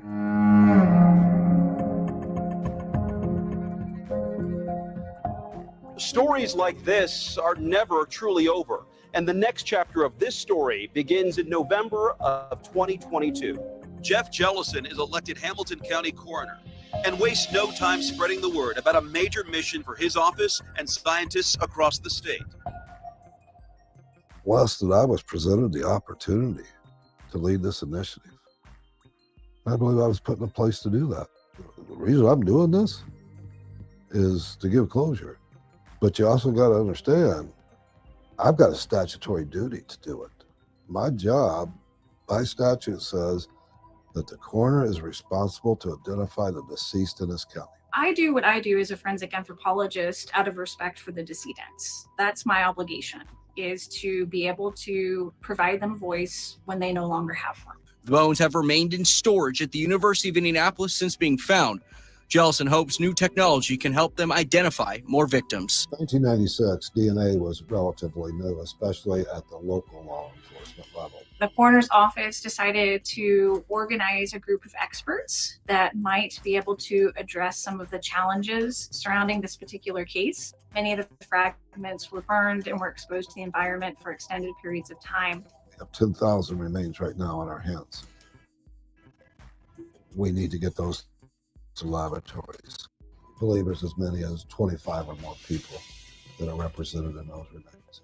And understand, some of those remains are as small as a fingernail. I am driven to identify those remains, to provide those people, because that's what those remains are. They are people. They're someone's brother, someone's son, potentially someone's husband, and they're sitting on a shelf at a university in a box or in plastic bags or however they're stored.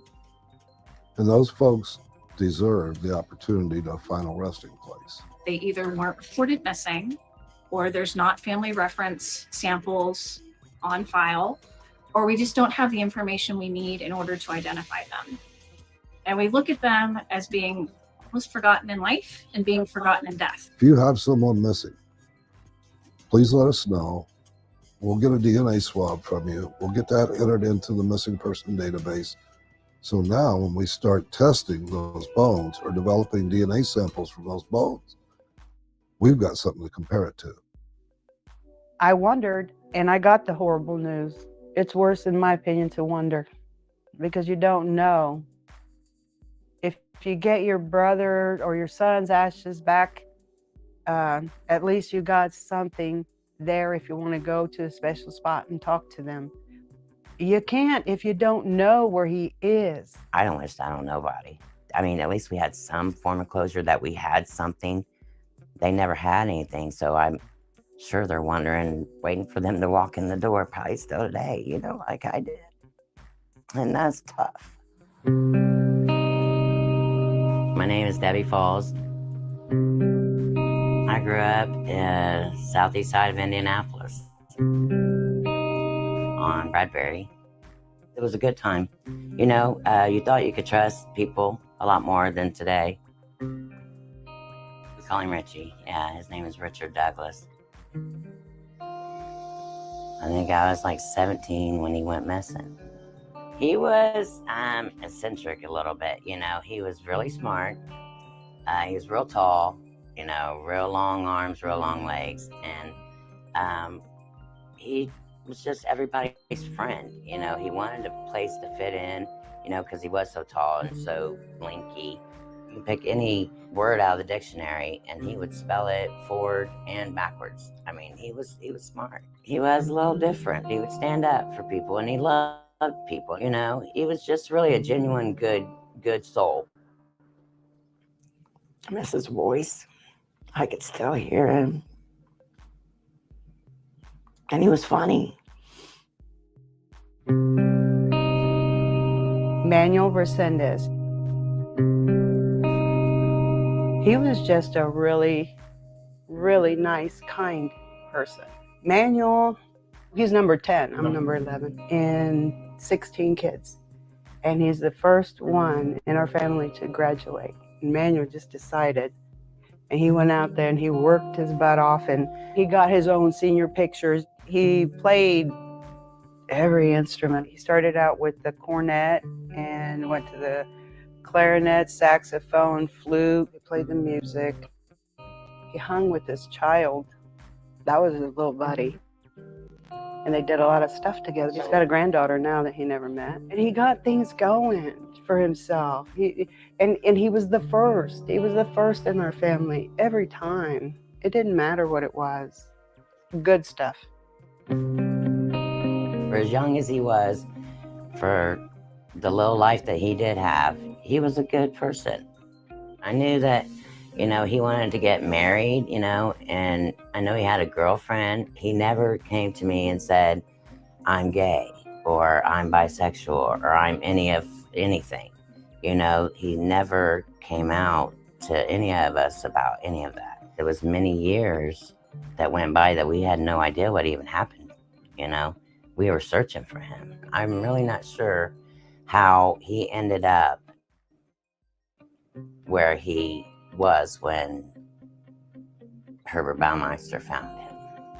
He worked at a group home or something like that in Lafayette. He was kind to those kids. He helped those kids and he did everything he could for them. And he came up missing, okay? And people were upset because a gay guy was working at a boy's home. He didn't keep it a secret, and they loved him there at work. And people were upset, not even thinking about the fact that he was the victim. The 1990s, a decade when there was a push and pull to tolerate and accept homosexuality. On one hand, some people embraced the idea and fought for rights. On the other, so many resisted it.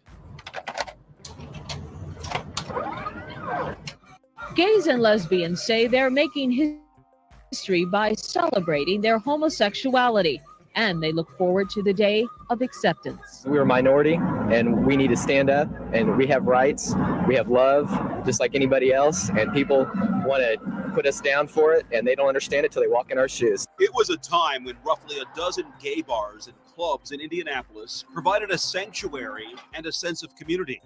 My name is Derek Teriak. I'm the corner of Greg's. It would always be jam-packed. The music was so loud, and it was just so much energy. The place opened in 1980 on 16th Street.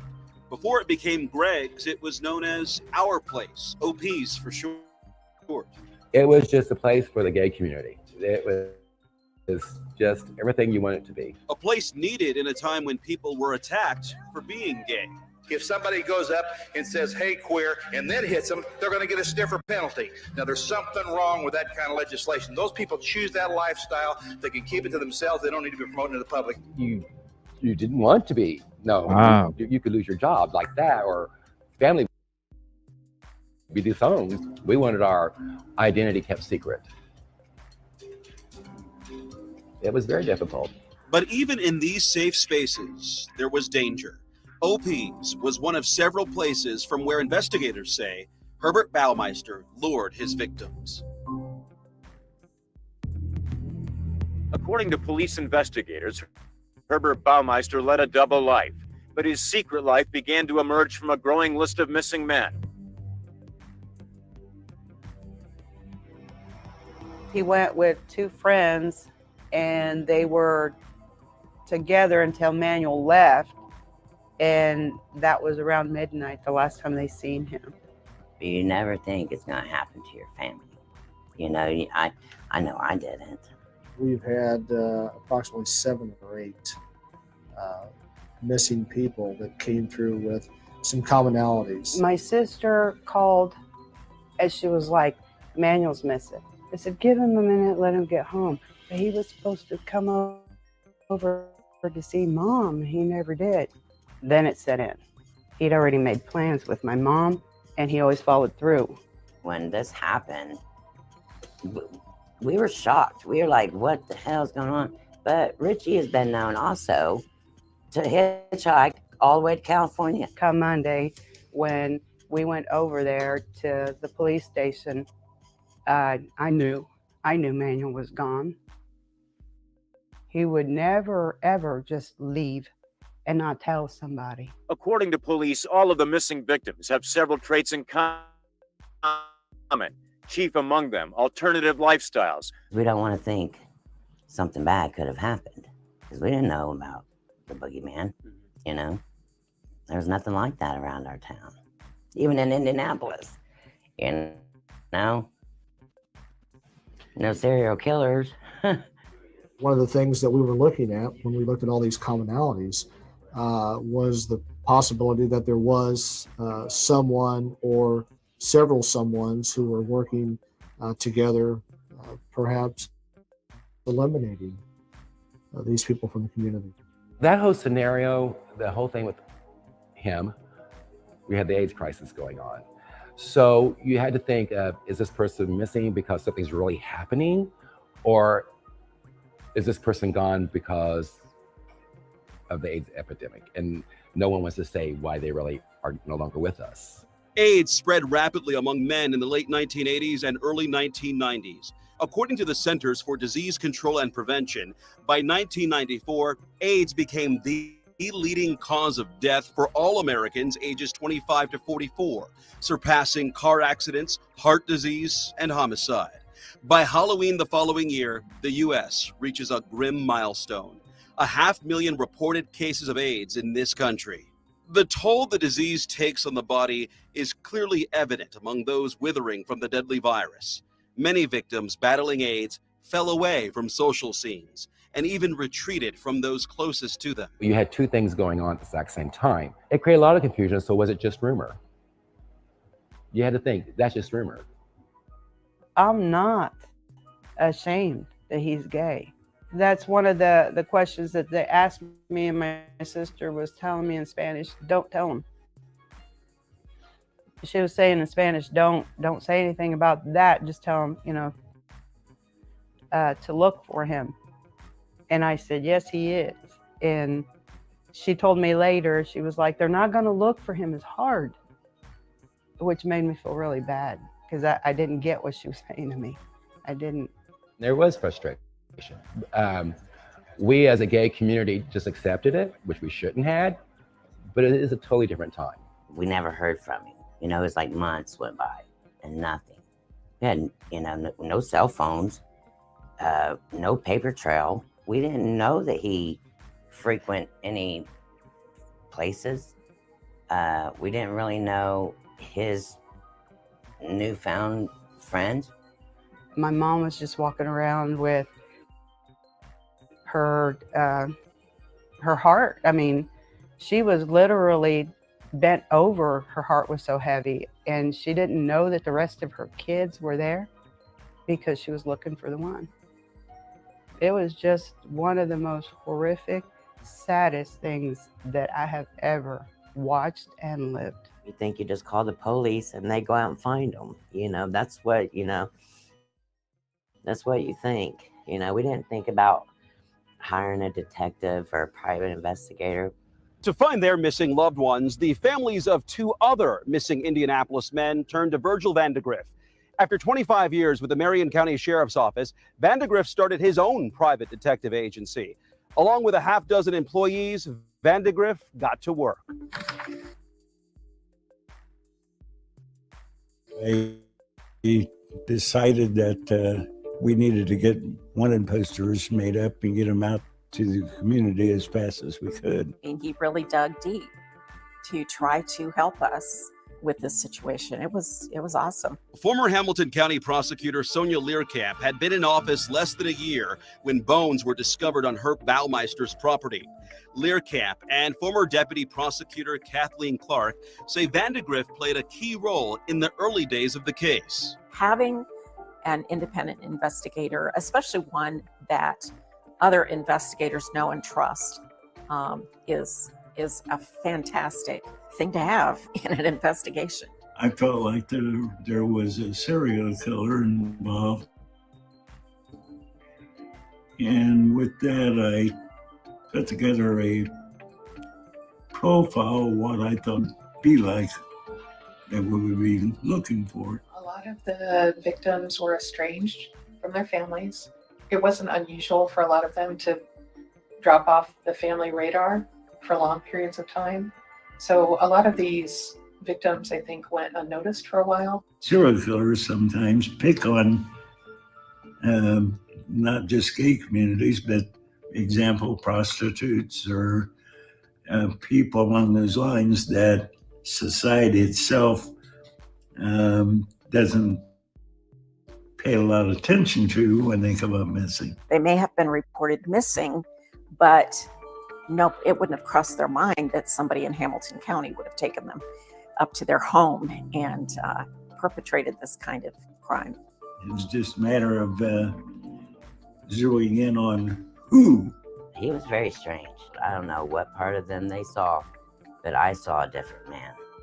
How's that even happen? Like the guy that just murdered your brother, or found to murder him, is right here, and I've been working for him this whole time.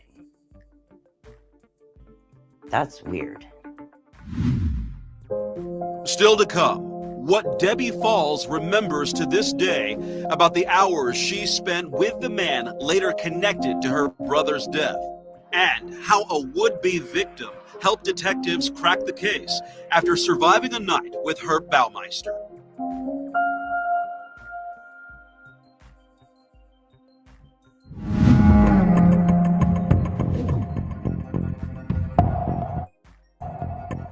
right, and we'll go ahead and take a small pause there.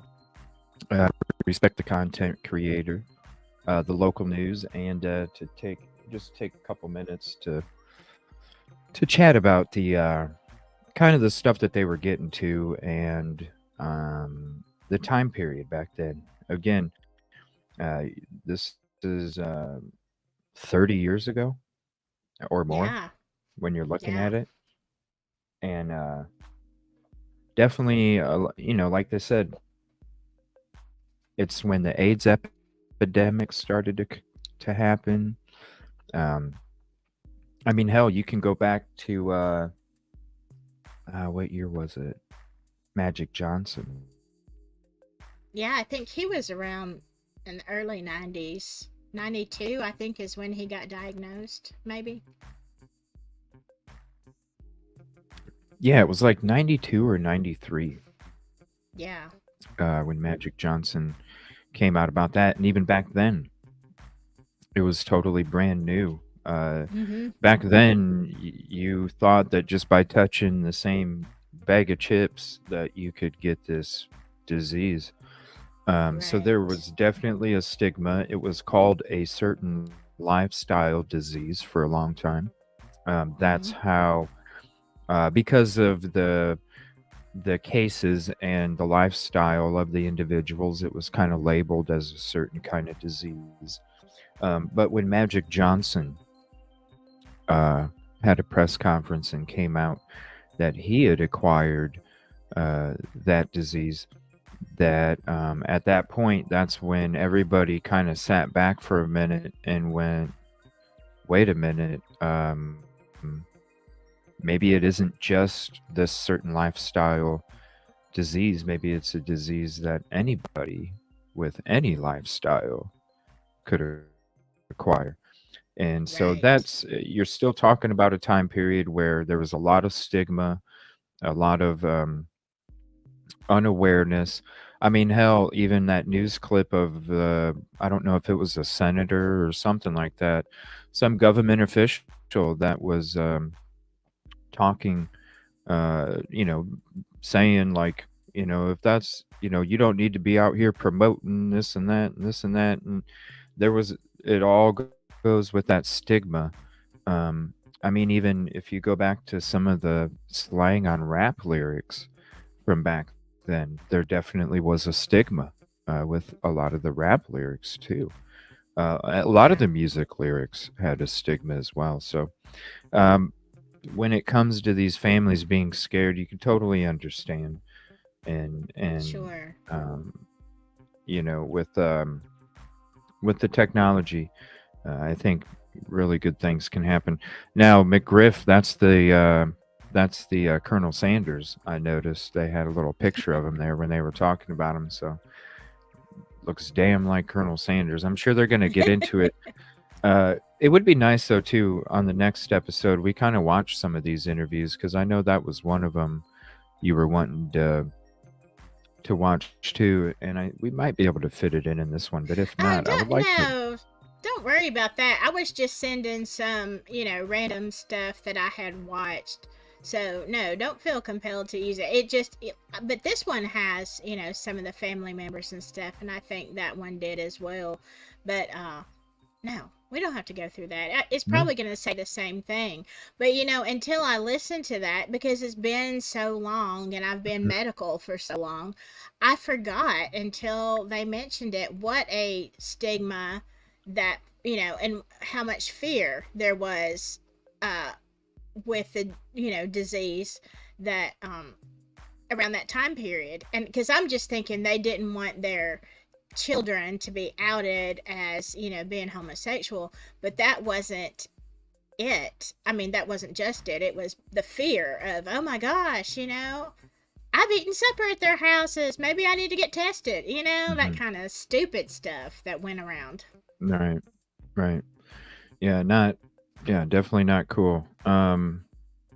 Yeah, people still thought you could get HIV from a doorknob. I mean, yeah. And especially like hell, even the NBA players didn't even want him to play after he came back and they came out. There's NBA players that weren't quiet either about how they Mm-hmm. felt, and just they even thought that his sweaty body bumping up against them would, be a way Yeah. to contract it as well. So there definitely was a stigma. If you're not familiar with that time period, definitely just type in 80s and 90s stigmas, and there's Yeah.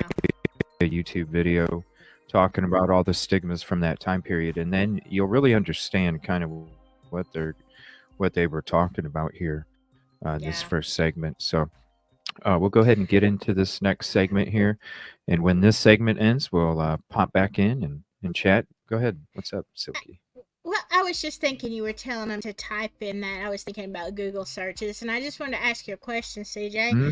Do you ever Yeah. worry what people would think if they saw your Google searches, or is it just me? Well, I Because mean, when it you're looking depends on at what true kind of shit crime, you're into. It depends on what kind of shit you're into. I mean, well, because we were talking about Karen Reed the other day, and people Googling, and I got to thinking, I look at a lot of true crime, and then on top of that, I just have a lot of stupid things that go through my head, and I mean, I just Google it, and I'm wondering what kind of mess. I can't even remember, but do you ever think if somebody were to investigate me, how weird would they think I am based on my Google searches? I don't know. Probably just a bunch of YouTube videos, really. Really? Mine is Yeah. questions. Mine is Why questions. do you look yours up? Oh yeah. Because Do you? because we do our platforms different. You're using the videos, but I've always been afraid to do that because of copyright strikes. And so I research everything, and then I'll put like little pictures or whatever, or I will talk about it with my notes and tell you, what it. So I'm researching everything, but I'm not playing it. For that reason. So yeah, so my Google searches are just, and then too, I work in a jail, and we have a lot of situations that you really don't know. You don't know how that got there, and you don't know what is the toxicity of it. Oh wow. Oh wow. On top of all of the SK stuff and the SK Yeah. questions, well, could this happen? Well, let me Google this. Is this feasible? While I'm researching it, could this happen? I'm like, I don't know. If someone were to just take my Google searches, I honestly think it could be bad for me, CJ. It really could. Yeah. Yeah, especially if you're like typing out like how long does something last for something Yes. something when Yeah. you're just trying to do research, but really Exactly. yeah. Well, I'm gonna stay away from you, Silky. This is as close as we're getting. Because You are not the first person to say that. that's right. Thank you. I'm glad I found out now instead of Yeah, further there you down the go. road. There Yes. you go. Thank you. Oh. Yes, Ryan White, if you guys remember that too, that poor kid.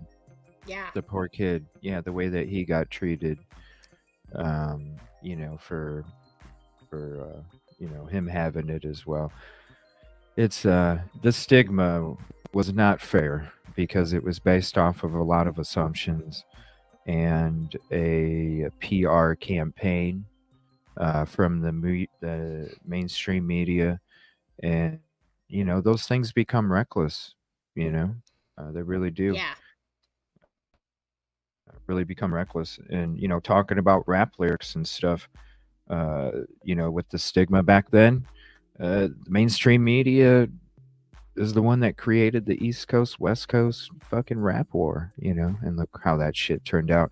They have such a powerful influence, and that's why I'm so happy that we're able to do what we do, because growing up and then seeing how things were like fed but then bullshitted to us for so long, it's nice to be able to really report the fucking truth and the You know real what? It shit. still happens today. It's Yeah, happening right now yeah. as we So speak. it's nice, that we're, maybe people don't even look at it like that, but really, we are able to, because of the community and the community support. That's the reason why we're able to report what we report or discuss the things that we discuss that don't Mhm. get talked about from mainstream media, or if they do, they get twisted and spewed and all this Exactly. other shit. And you're hearing unfiltered, on these YouTube platforms. So it's a new age, and I'm excited for it because I think, I mean, hell, how many of us watch the fucking national media anymore? We're watching YouTube shows because Yeah. that's where the truth is. So, Yeah, uh, that's the one thing that social media, YouTube, and a lot of other platforms as well. Rumble's a good one if you want to go down the rabbit hole, go on Rumble. But yeah, because so many people, think about it, for years and years, hundreds of years, whether it was print until TV came along, people were fed their narrative.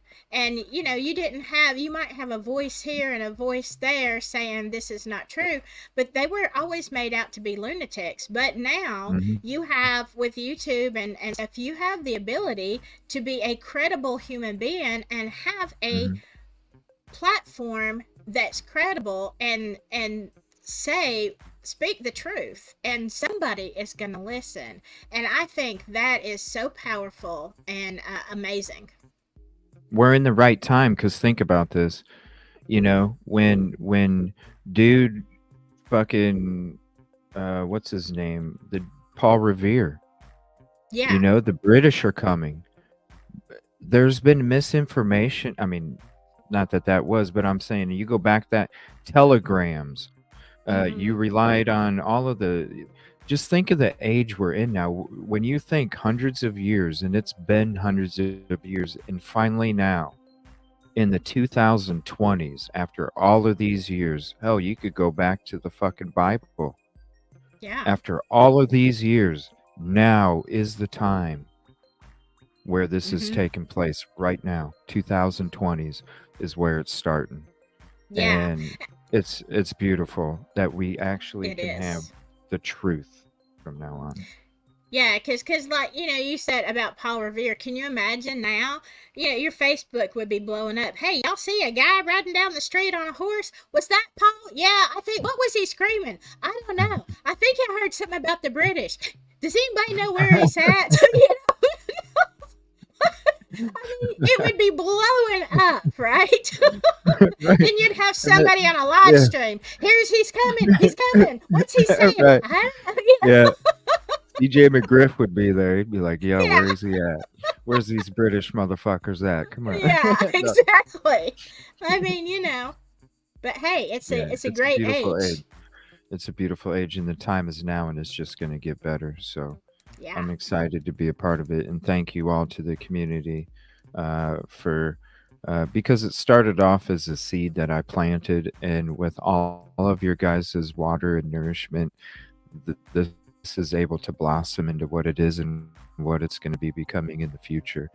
And without your guys' water and vitamins, there's no way that this kind of truth that I can offer uh, could be out there or even be a force. And so, I really appreciate you. You too, Silky. Thank you for always being there, and thank you for just being who you are, and just always being there from day one. So I really appreciate it.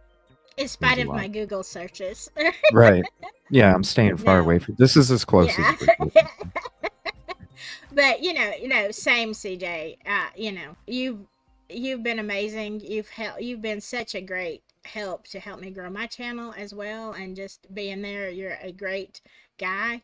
Absolutely. And if anybody wants to disagree with me, then let's fight. We'll take it outside. Uh, And if you're not scared, go look at Pennywise, and then trust me. Yeah, look at Silky Pennywise. You ain't gonna. Yeah. No, you'll nope. That'll be another trip, some other time. Oh my goodness. Good shit. Thank you so much. All right. Well, we're going to get to this next segment here, and it'll probably be another 15, 20 minutes. We're going to watch this next part and kind of go through. It's going to be in a different time era. Still some stigmas, but it's going to kind of be getting out of there and venturing into, it's the middle. It's where the two sides are kind of mixed together before it goes to the other opposite direction of where it started.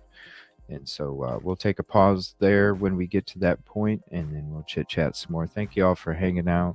Appreciate you. And that's why I love these lives with Silky, because we get the soul and the content in both in the whole show. So I appreciate you guys so much. Thank you. We'll be back, but we're going to be watching this. Thank you.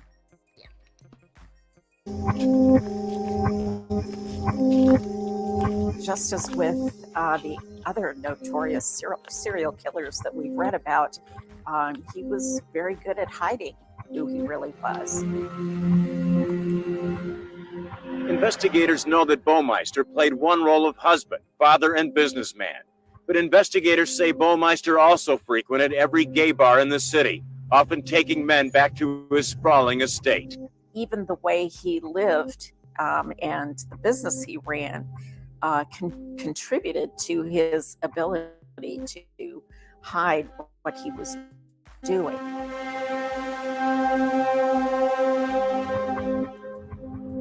Him and his wife ran a business. It was a non-for-profit. It was supposed to be. I worked for him. I was an employee at the Save-A-Lot thrift store. I sorted through all the clothing, and that went out on the front like Goodwill to sell on Washington Street in Indianapolis. My brother was missing at the time. There was nothing fancy. He wasn't distinguished. He was not even verbally communicative. He would sit back there with me and sort through those clothes and not say a word to me. I took a paycheck from this man. He killed my brother. He could have killed me if he would have known, if that maybe I put an inkling to it. I don't know what his pickup line was, but evidently it was very good because he managed to get several people, and that it took that long. What was his character to give off to lure these individuals, these young men, for a ride? Or anything, or come party with me, or hang out with me. What did he say? How did you manage to do that? How did he convince them? I would love to know more. There's a lot of unanswered questions. It is the summer of 1994. Over the last year or so, at least 9 men have disappeared from Indianapolis. Virgil Vandegrift and his team are working the case. I realized then we needed to step up the investigation. We did come by an informant that had been with, at the time, the suspect, and went to his house with him, spent an evening with him. Baumeister had attracted the attention of Indianapolis police. An informant told them he met Baumeister at a downtown bar and then later went to Baumeister's residence. In a conversation with Hamilton County investigators in July of 1996, Mark Goodyear describes going to Fox Hollow Farm about 2 years earlier with the man who introduced himself as Brian. Brian told Goodyear the estate belonged to his boss. Goodyear tells investigators they discussed bondage, fetishes, and erotic asphyxiation, a form of choking as a sexual act. While there, they had an encounter in the swimming pool where the survivor was in the pool, and Mr. Baumeister came up behind him and placed a pool hose around his neck. While talking to Hamilton County investigators, Goodyear says the man known as Brian pointed out how easily an accident could happen. In his own words, Goodyear says the indoor pool area was set up for an encounter that night. He had everything ready. He was planning on bringing somebody back to the house that night. If it hadn't been me, it would have been somebody else. Eventually, Goodyear says Brian fell asleep while he explored a home that he describes as dusty, hardly lived in, and covered in cobwebs. Goodyear tells investigators, "I do believe that if I had been severely under the influence, that he probably would have went further with me. And if there's a bent human being, that's it. That's one right there." The next morning, Goodyear says he was taken back to where they met. Herb reacting. Overall, I think he was terrified by what happened to him. Mark Goodyear coming forward.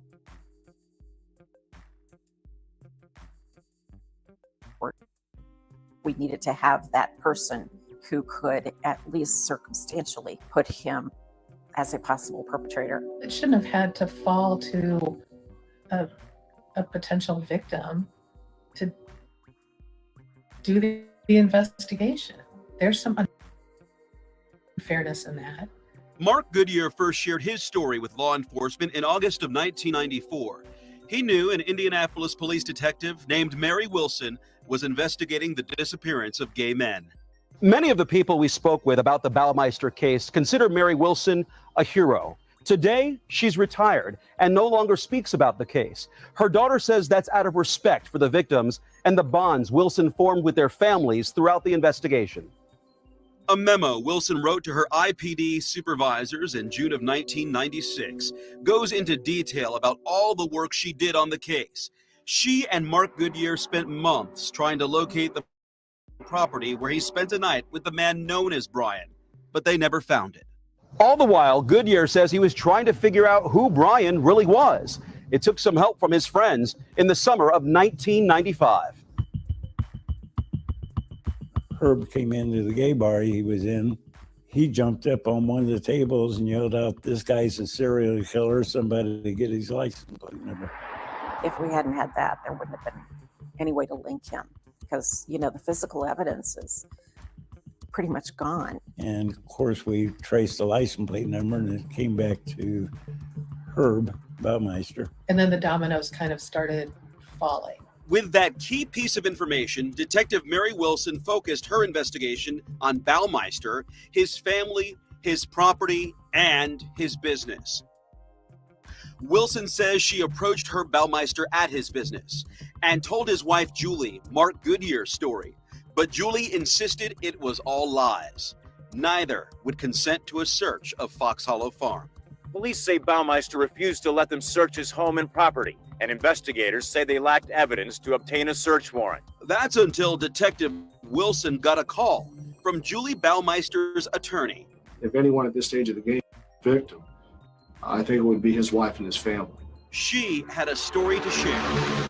Court records show that Juliana Baumeister contacted police through her attorney last Monday and took them to a section of her property where in December of 1994 she had observed possible human remains, including a skull and bones. Investigators say the Baumeister's son and a friend found the skull while playing in the woods near their home. Investigators say her husband claimed the skull had once belonged to his physician father, took the skull, and Mrs. Baumeister and her children never saw it again. Detective Mary Wilson returned to the location of that disturbing discovery and found human bones and teeth. It was enough to obtain a search warrant almost 2 years after Mark Goodyear first shared his story about Fox Hollow Farm. It didn't really hit me like how big a story this was going to be. I worked at a satellite office for the Star up in Hamilton County. I just remember this one day getting a report that human remains were being uncovered at this estate in Westfield. For the past 5 days, the scientists and the sheriff's deputies have worked side by side, excavating a location that now spans 2 different properties along 156th Street. When I made that picture, it was shot with a long telephoto lens. I remember seeing the woman pull up what looked like a femur or a bone in her hand. and autopilot took over and I was just shooting. And it didn't really sink into me how macabre the scene was until I was editing negatives. And it kind of hit me like, wow, this is crazy. The investigation has recovered more than 150 bone fragments. Still, investigators have not revised upward their estimate of the number of bodies the site may eventually hold. Personally, what went through my mind is, there are monsters out there, I guess. You hear about serial killers, and here we had one right up here in Westfield.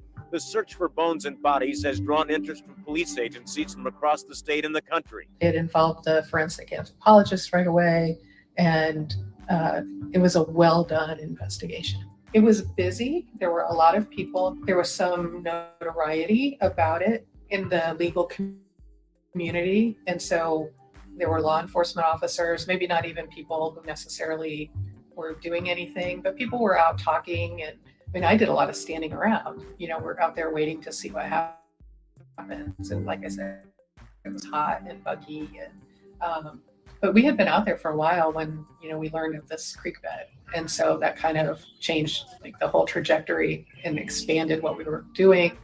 In and among the massive bone fragments, scientists and sheriff's investigators uncovered a pair of handcuffs.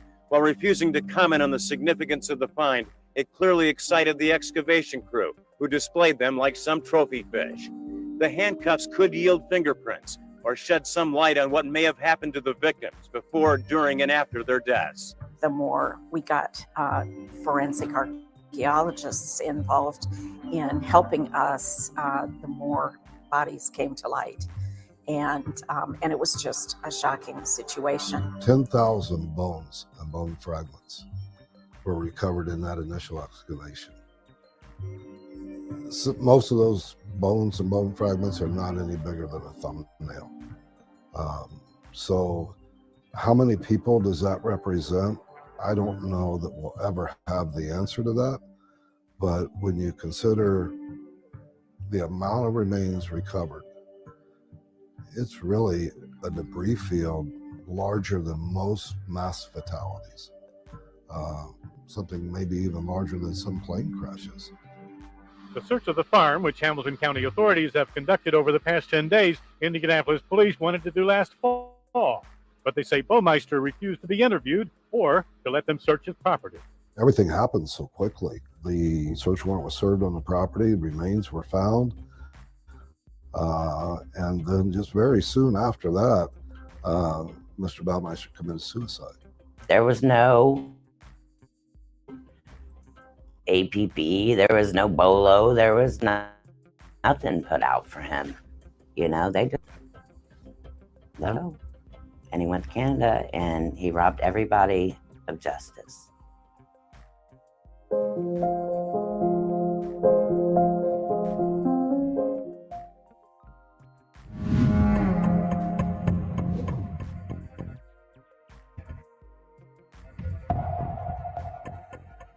The woods have yielded more bones and more bodies. This latest discovery only deepens the mystery about the identity of the victims and the reasons why they never made it out of this gently rolling estate in Hamilton County. I would consider it bizarre. I mean, we're finding human bones. It's not at a gravesite. Police had found the remains of 5 unidentified people, spent shotgun shells, and handcuffs when Baumeister was found shot to death in Canada.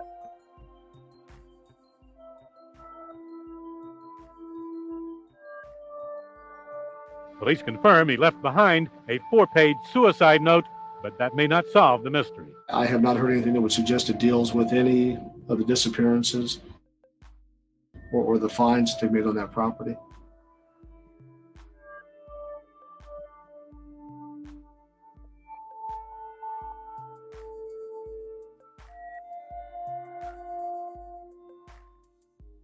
Chicken shit is the word that comes to mind, and I know that's not very proper, but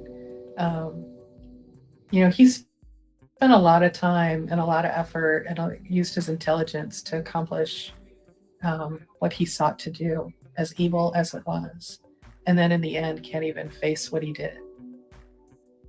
Chicken.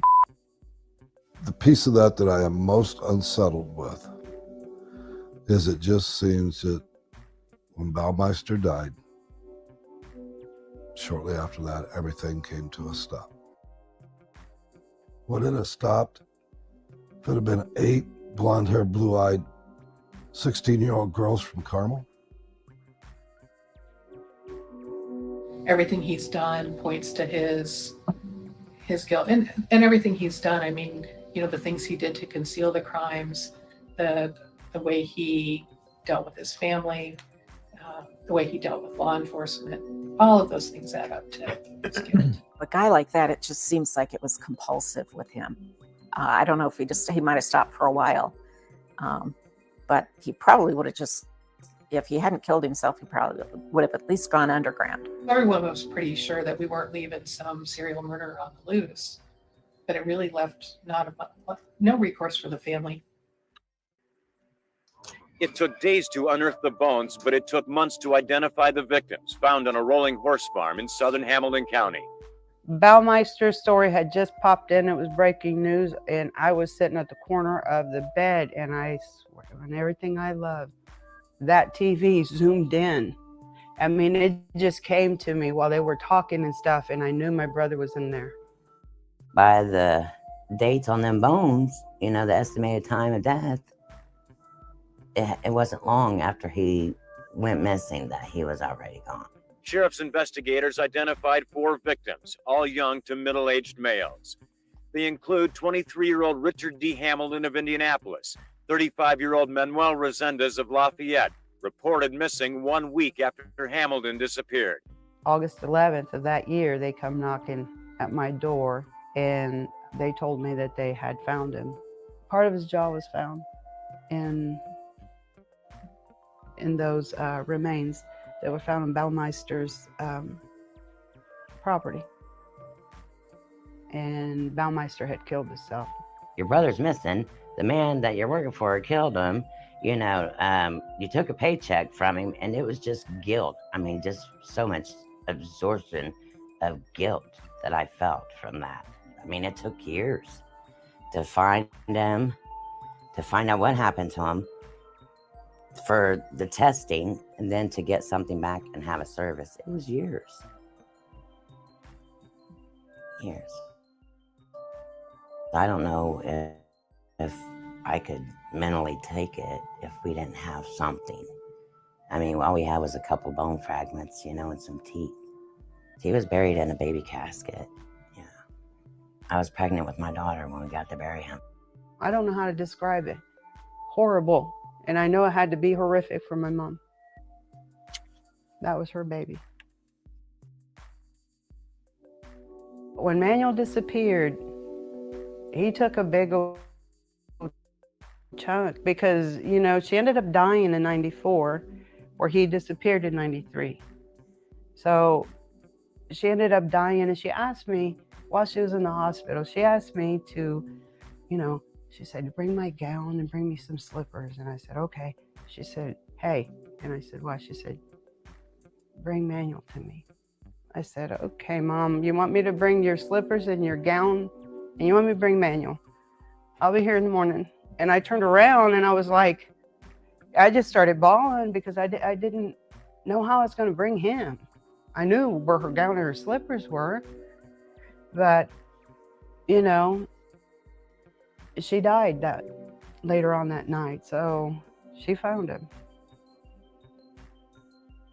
Still unidentified, at least 1 or more bodies, and still unknown a cause of death of each victim. Sheriff's investigators also want to know, too, if the person responsible for these deaths had any help. I still feel hollow from it, that there are these people out there who will never get their day in court. I mean, I learned early on that you don't get a lot necessarily from a verdict where someone's convicted, because it doesn't undo the crime. Nobody stayed with it. They just, okay, we got these bones. What are we gonna do, leave them there forever? And I really believe that, you know, they would have remained there without an effort.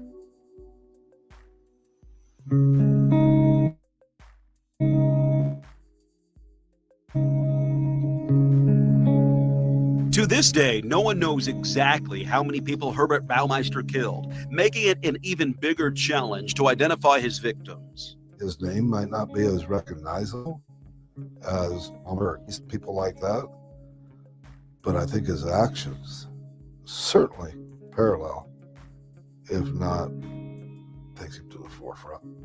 He's in that league. He may be the quarterback of the team. Based on remains and reports of missing men, investigators believe Baumeister may be responsible for 25 deaths. Wow. But for Or 16 more. years, no one could connect him to the crimes. And for a time, he wasn't the only serial killer at work in the same part of the country, targeting young gay men. In the past couple of years, at least a half dozen local men have been found dead in rural areas surrounding the city. And we'll go ahead and pause it there to take another short break. Yes, heart goes out to the families, and thank you for joining, Michelle. Appreciate that very much. Appreciate you hanging out on the show. And Yeah, Michelle's I awesome. apologize it's taken me so long, but I will be, I will be reaching out this weekend. If not this afternoon, later on, I'll definitely be reaching out because I'd like to set up something with Silky and Michelle too. I'm just not exactly sure at this moment what the next week and a half or so week is. It's still, I'll have some more decisions what's going to be taking place in the next week coming up here this weekend. And so after that, and once I have a really solid idea, then I'll be able to make a show where we can discuss that, because I definitely want to. Silky, you said you were having a show. Was it Monday? Is that when Yeah, you're having a show? we're shooting for about 3 or 3:30 Central Time. And I'll probably have to keep it at about an hour and a half because I've got something to do. But I had used some audio in the last, and it's got to be that. I got it wasn't a strike. It was kind of like a warning, you can't do this kind of message from YouTube, which should not, from Michelle's case, which should not have, it was a police interview. It should not, and audio only. I don't know why. Maybe that's why it wasn't a full strike, but basically. Do me a favor. Send me the Whatever, video. Send me the video, and I'll take a look at it, and I could probably give you an answer of why. But honestly, and if you want to take a screenshot of the email and send it to me, there's slaps on the wrist that you can get left and right. Yeah. And so it might have been one of those things where It it was could have just a been. slap on the wrist. So, yeah. It could have been, but I was gonna do some more audio tomorrow. We were supposed to go live tomorrow, but it's like 12-15 minutes of audio, and I'm like, okay, I just got a warning from YouTube, or whatever. So I don't know. So I thought, let me give it a little bit longer and try to do something different for the show instead of that. Well, another thing that helps is hear this space age funky beat that I always play in the background. The reason that I've always played the space age funky beat is because that also helps with avoiding the copyright stuff, because you're actually not playing the pure audio. There's an alteration to it. So having that alteration and a little bit of music in the background, it's good for the people to listen to while they're hearing us, but also it helps protect you in some copyright instances as well. Oh, okay. All right. And YouTube has a lot of stuff that you can use that's copyright free. So maybe that's what I'll do, Michelle. Maybe I can use that audio, and maybe I just have to remix what I've been working on and have it ready for Monday. That sounds like a good idea. I think like StreamYard has its own. This is a StreamYard song that I play in the background. So under your brand, all the way at the bottom, just play music, set it at about 10 or 12 for the volume level, and then go ahead and play your audio, and you probably won't have an issue, is what I'm thinking. Send me the link for sure, and I'll take a look at the video, and I'll look to Okay. see the channel and all that, and kind of look into the background. But I really think it's probably because maybe there wasn't some music playing, and it's the pure file. Yeah, It's not, it is. so the music does also count as commentary in some instances. So, yep. Hmm. Okay. So yeah, try it out. Cool. Yeah, StreamYard's got plenty of songs on there. And if you want, this one's called "Feeding the Ducks." You know what? I always wonder. I just thought you played the music in the background because it was, a cool background music when people were talking, but I No, didn't know that was the no. reason. So Yeah, there you go. right from the get go, I'm like, okay, because I started looking up because I didn't want to get, if I'm going to put in all this hard work, I'm not going to let something like that Exactly. or some kind of music affect my channel, So when I first started it, I was like, okay, where can I get copyrights? Because it was a big thing.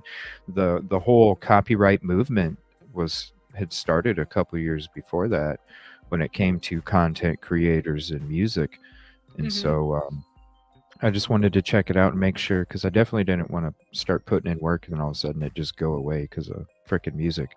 So that's when I was like starting to look through the StreamYard stuff, and I'm like, well, shit, I'll just play this at a low level, and Yeah. I'll always be good no matter Wow. what. Yeah. See, back in when I started, and I've always had a paid subscription to Canva because I use Canva for my thumbnails and stuff. They make it so easy, and they also had I did all my videos, lots of my transitions and stuff like that. My videos I did in Canva before I got CapCut, and I paid for it. That's the thing, is you're supposed to be able to use it. And nobody ever said anything until I got monetized. Then I got I got a long list of emails from YouTube saying, you can't use this. This is not monetized. This is not monetized. And I'm like, or somebody Oh else is wow. monetized, but somebody else is getting your money because you use 16 seconds of an intro that this Yeah. music Oh yeah, I belongs to still this get that. person. But Yeah, I here's still the get thing, that. CJ. It's like I paid for this. It's not like I took this free from Canva. I pay to use this music, but Right. YouTube said no, we can't No. monetize this Yeah. video. And Yeah. so I had to go back, and a lot of my videos now are just blank, no music in the beginning, which Well, sucks. and that's why I don't use a lot of. There's some content creators that I love, and I don't show it because the music that and then they have every right because they pay for that right, but I don't pay for the Right. right for that to be broadcasted, and so it really it gets to be a complete headache when you're dealing with copyright issues because literally you have to go mute it or clip it out. It takes like 2 hours to read program or download or whatever, and then after that you might have 2 or 3 more after that you gotta, so you're literally taking up a day and a half for one video. So yeah, I really like, I can give you any kind of advice, like with the only thing that I really ever have to deal with anymore, honestly, is because I use a lot of local stuff, and that really helps too, local news. Yeah. But honestly, like the intro music, the karaoke or something, that's the stuff that I'm getting slaps on the wrist now, and to me, that's no thing if I got to mute that out because it's just part of the intro or whatever. But it's been a lot of trial and error. Like the last thing I want to do is lose my freaking channel. So I'm like doing all sorts of Exactly. crazy stuff. I never knew about the thumbnail stuff because I mean, and I feel bad, but once I get this more time, I'm gonna be definitely learning different programs to use for the show. Definitely learning the thumbnail shit because my shit, it's just thrown together that I do. I know it's nothing special, but I never knew about the copyright stuff with the thumbnail stuff. That's very Yeah. interesting. That you can Yeah. get copyrighted for thumbnail stuff too. Oh It yeah. is. It's very complicated. You And almost need a. Go ahead. Oh God, sorry. No, go ahead. Here I am No, interrupting. I'm just talking. No, I'm just talking. Go ahead. Well, I mean, that's kind of there are so many things. Before I started my second channel, when I started my first channel, I didn't know what the crap I was doing, but I really didn't do anything wrong. But when I started my second one, I meant for it to get monetized, and I studied so much on building a YouTube channel in the beginning. And there's a ton of great people out there that can then videos that can help you do that.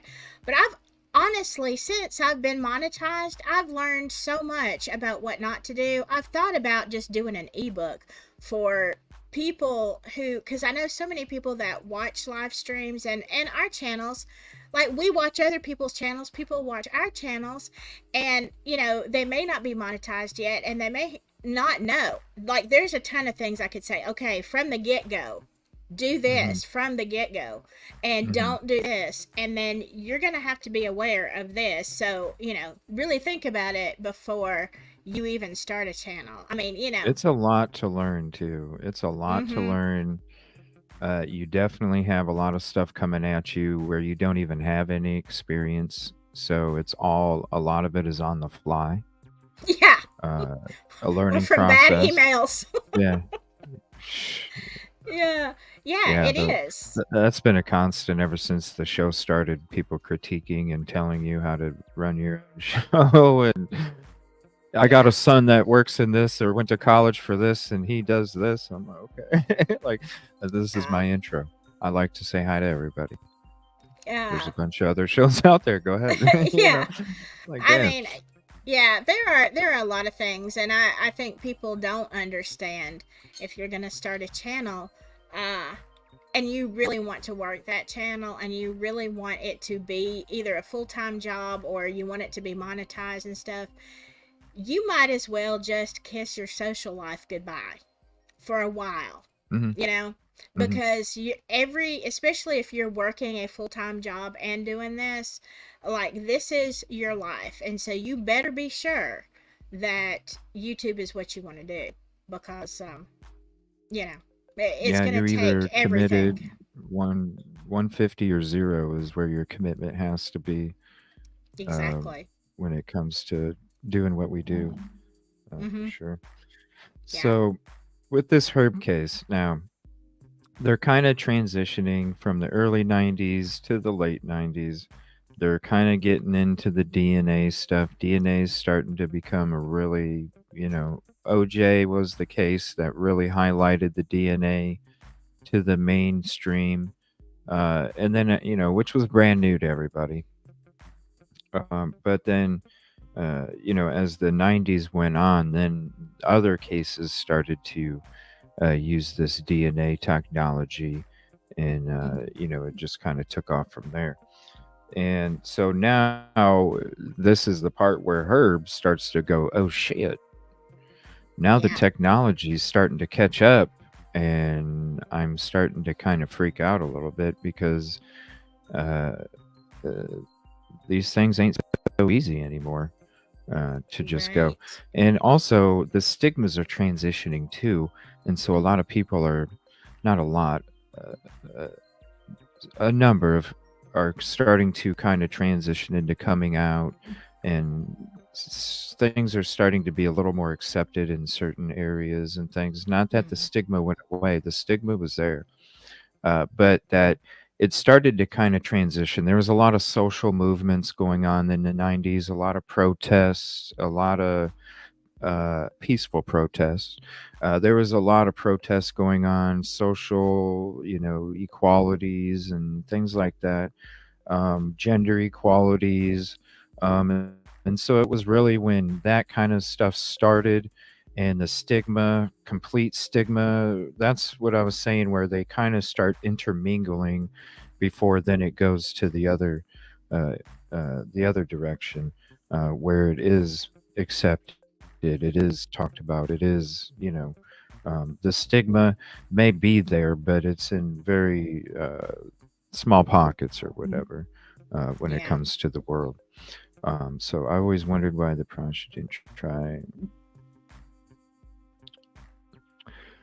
I don't know. And it's like, why even haven't, when it comes to the glove, why wouldn't you just get the same make and model that's not soaked and shrunk?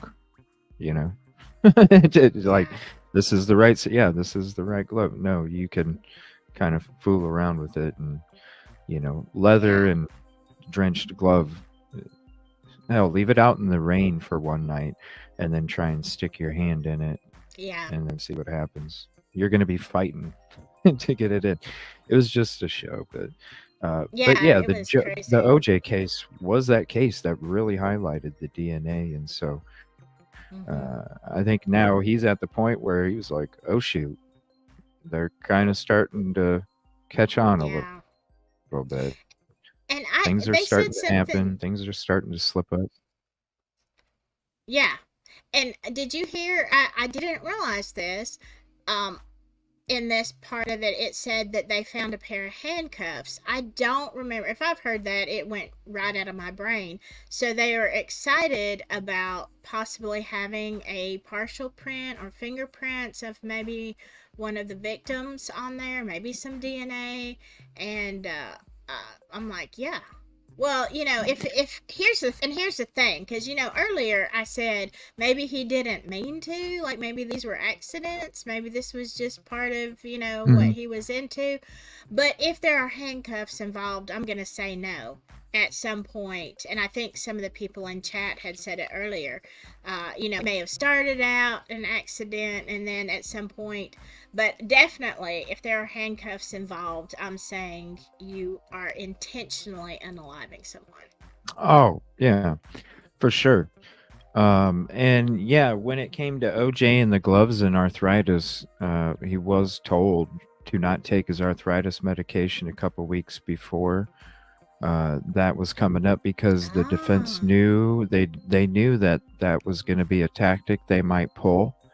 And yes, your arthritis in your knuckles swells up, and so it would make it a lot more difficult to do that.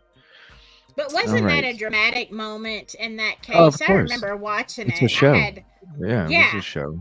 I mean, you could see him like, yeah. Come on, bro. I remember watching that live, and it's like, oh my gosh, he must be innocent, right? Even though you've got all this other evidence. It definitely, that one thing alone, in my opinion, is what gave reasonable doubt. And Mark Furman. Yeah, and Mark Furman, absolutely. The audio interview that he did with somebody that was writing a book. Right. That too, mixed with yeah. That. So yeah, it was that's why the LE got to be on the up and up when they're doing these investigations. Moscow. They got to be on the up and up, because shit like this will happen. Yeah. Convict, like, person that I mean, obviously he wasn't convicted, but we all have our opinions too, and it's considered speculation. And I just speculate that he did do the crimes, and I always felt that he got away with it because of Furman and the glove show. The glove show was just the cherry on top of the ice cream. The ice cream was Furman. Yeah, you're that's right. what it was. Yeah. But what's crazy to me is that Nicole had said that too. That her prediction is he is going, one of these days he is going to unalive me and get away with it. And Nicole said that, and then it comes to pass. That is a little weird, eerie. I think it'd be really cool in the future where we could have like a OJ members only show, Silky. And we could discuss all the different theories and then see what everybody thinks, what the theory is that they think took place. Because there's a lot of different theories out there when it comes to this case still. There's like 4 or 5 other possibilities that you're like, maybe. I mean, yeah, because it's like now I look at the evidence with a completely different eye than I did back in the day. But even looking at that and saying, there are, even for me, there are several things that I look at and I'm like, yeah, he seems guilty, but this and this doesn't add up, or this isn't viable, because that's my mind. It's always the hamster wheel turning up here. And I'm like, So could it be a possibility? Yeah, you're right. There are some Yeah. interesting theories, and you have to go, it's a possibility. Yeah, and I'll do some digging for some content, and I'll make sure that we won't get flagged for any of it. I'll use content I know we'd be cool with, and because everybody sometimes, even if you pause it, like literally, if you this is why I don't do some shit, because literally, if you're gonna get in trouble for like doing commentary, you literally have to pause that shit like a minute and a half, and then talk for the same amount of time. And so if you're trying to watch something that's 20 minutes, well, you better set aside a fucking hour. And I'm Yeah. sorry, when you're pausing it and talking and pausing it and talking like that much, you're gonna lose interest. You know what I'm saying? That's why Absolutely. I like playing these videos where we can chill back for 10 or 15 minutes, let all that shit soak in, have a little bit of discussion, and we still have all that shit we soaked in. It's not little bits and pieces of it, and then we Mm-hmm. gotta go, wait a minute, did this, no. So that's kind of why. Yeah. But yeah, I think that'd be a good show in the future, where we have a OJ Yeah. case show, and we kind of talk about all the different theories, and then put a poll out there and see which one wins. Yeah. Be OJ in interesting. 2023. How would it go Right. today? I'm gonna did he do it? I'm gonna write that. I need to write that down so I can keep that. I need to get like a planner or something for future Me shows, because too. like I come up with these damn ideas and then I forget because I have so much other shit in my mind, you know? Like, Same. damn. It's Same. like, damn. Yeah, we need to do Yeah. that. No news on Manhunt? Okay. All right. Well, let's get into this. Let me see. We only got maybe 12 minutes so here. And I think Okay. 14. And I think the family interviews, the two that I was talking about, I think it was included in this program. So I don't even think that we'll have to watch them. But it's been a great show. Appreciate it. We'll watch the last 15 minutes. We'll chit chat for a little bit, say our thank yous and appreciations, and our love for the community. And then I'm not sure what I'm going to be doing after this is over. I might be going live for some Manhunt coverage or something. But we'll kind of figure that out after this is over. But thank you again, Silky, for hanging out. Always appreciate it. We need to do way more shows together than we do already. Yeah, we do. So, yeah. Hopefully I'll be having a lot more time here coming up, and I can go around your schedule when it comes to the shows, and still do all the stuff that I need to do. So I'm excited for that. But yeah, Silky, day one supporter,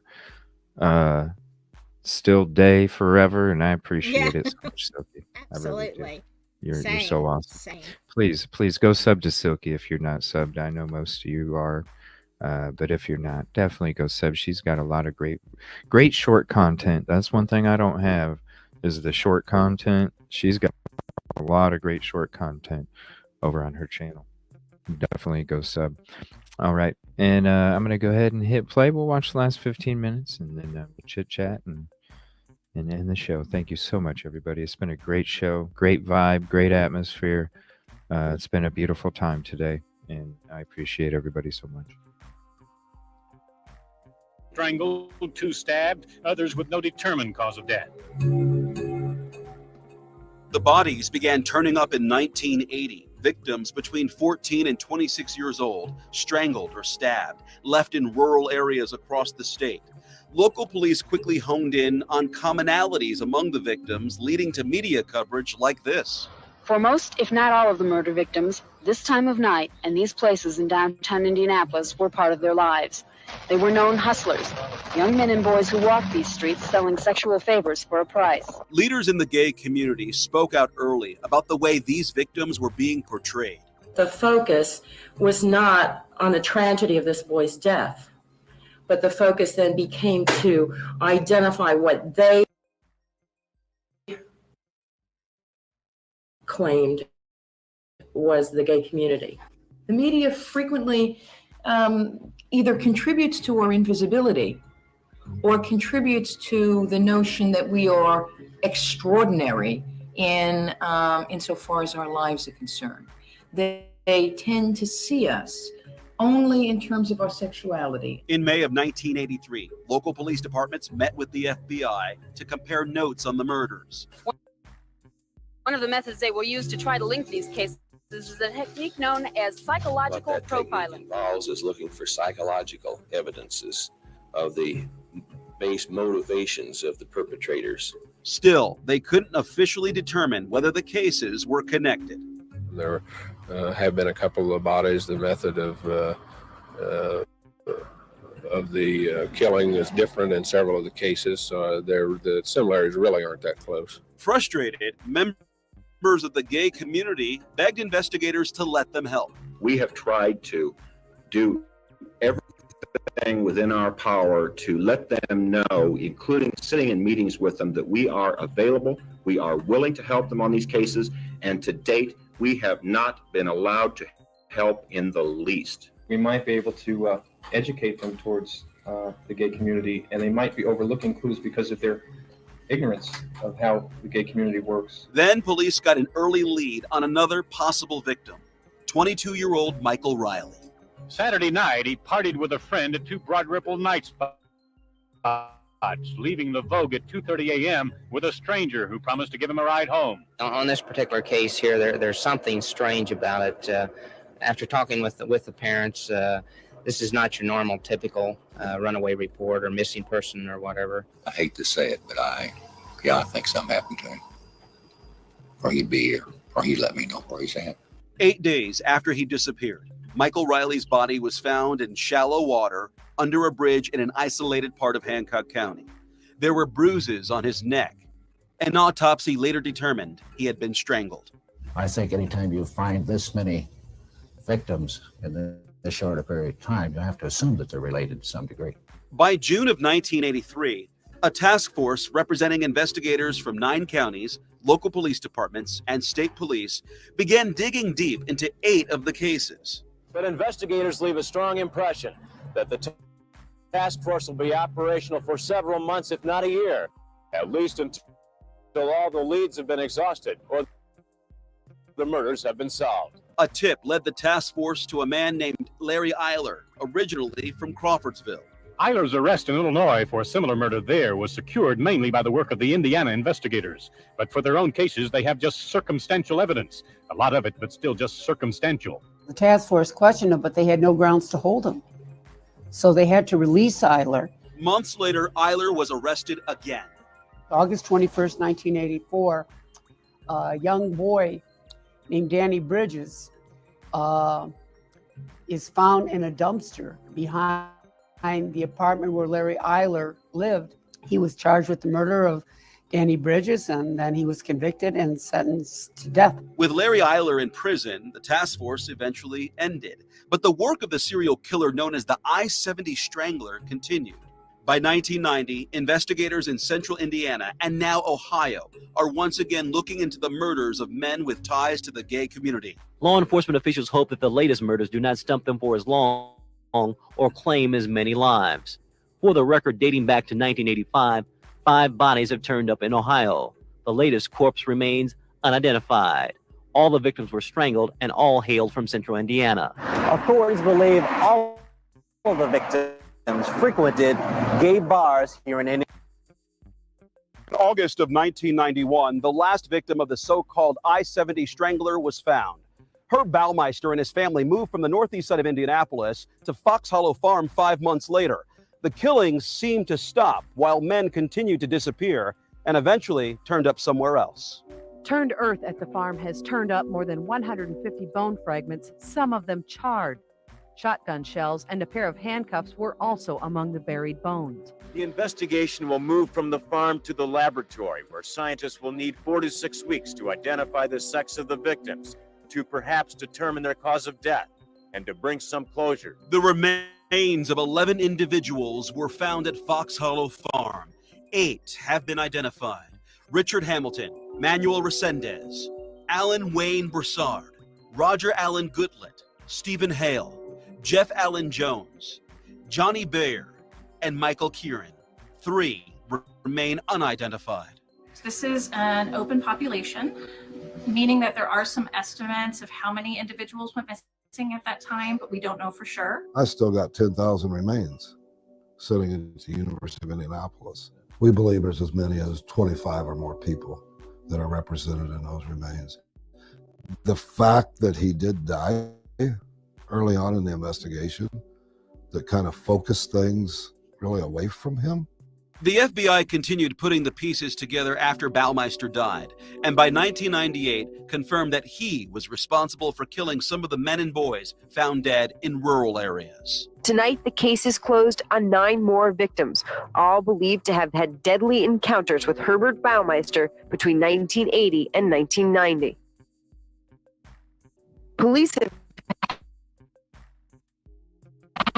witnessed for 15 years. He helped draw this sketch in 1983. Now, police believe the man in the sketch is Herbert Baumeister, and the man with whom he left the Vogue Theater in May 1983 is Michael Riley, another victim. Will we ever know? Will this investigation ever end? I don't know. Next, the one to its final chapter, and it's a move you can make.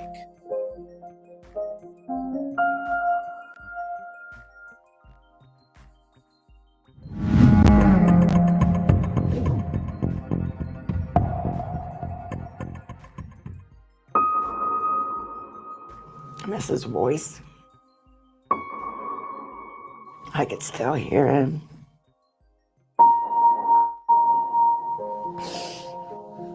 I just hope nobody ever has to experience that, you know. The unknown is really terrible. There is danger in the unknown. It's the very reason why, and to other innocent. I think people need to know that there was this serial killer. It is part of our gay history. It's a horrible chapter, and not something to just flip the pages and gloss over and go on.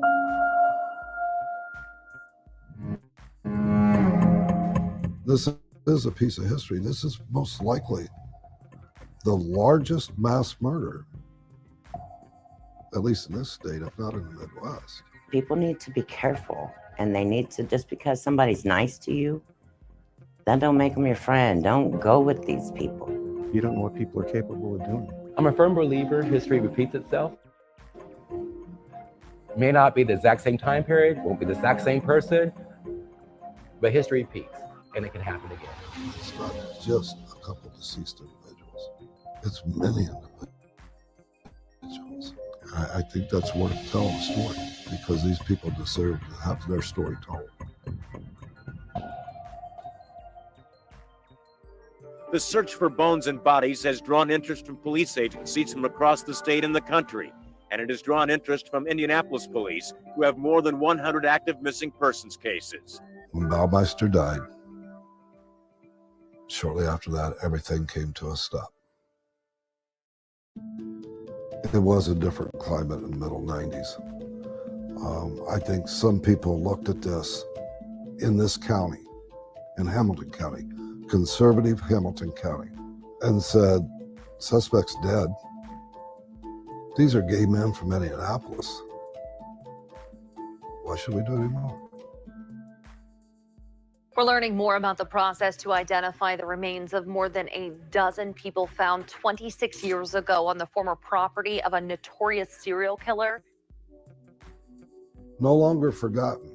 That sign hangs there for a reason, is to remind us every day that these remains are people. And for 26 years, nobody did anything. They were forgotten. That's not right. I, as a sister, I cried really hard for my brother, but I watched my mom, and that's why I keep saying it's going to be good news for the mothers that are still alive, because this has been 30 years. My mom had to pay, to get, some of the bones tested to find what were of my brothers, so we could bury him. And there was people in there with brown bags that didn't have nobody picking them up. Closure for two sisters years after their brothers disappeared. It's not enough to stop their grief, bring back their loved ones, or answer the unknown questions surrounding Herbert Baumeister. But our questions now focus on the unnamed victims. Who were they? Do their families have the closure they need? Even if you don't want to take the remains and bury them, even if you don't want to have anything to do with the whole situation, just know. And let the person be identified. Don't be a John Doe. Because I could have a friend there and not know it. It's really important that any family members that had a loved one go missing in the 80s and 90s provide family reference samples. If we do not have family members of people that were missing during that time come forward, our investigation is going to come to a halt pretty quickly. We have to have comparison samples. We need to make sure that we are attempting to identify every fragment in order to identify every individual and be able to provide as much of that individual as we can for the family members to have some closure. I hope they get at least peace of knowing that they have something of their loved ones. I think they need to go home. I think that there's mothers like my mom that has went to heaven and have found their child there. But the ones that are still here need their babies home.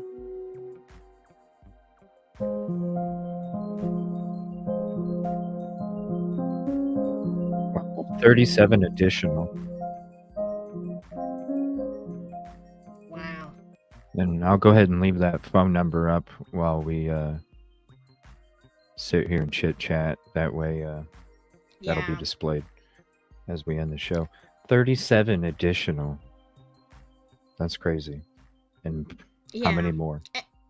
And I would, again, I've said it before, but you know, if you have a missing family member, and maybe you weren't from Indiana, maybe they were, you know, maybe they were just traveling through, especially in the 80s when it was the I-70 SK, you know, if somebody was going en route, it's not, what is it going to hurt to say this could potentially be? I mean, yeah, you do have to give a DNA sample, which, you know, I'm just saying, I don't want anybody being able to clone me. Yeah. So I'm not giving a DNA, but I don't have missing family members. So, but, you know, Right. I'm just saying, you know, but look, Right. that kind of stuff freaks me out.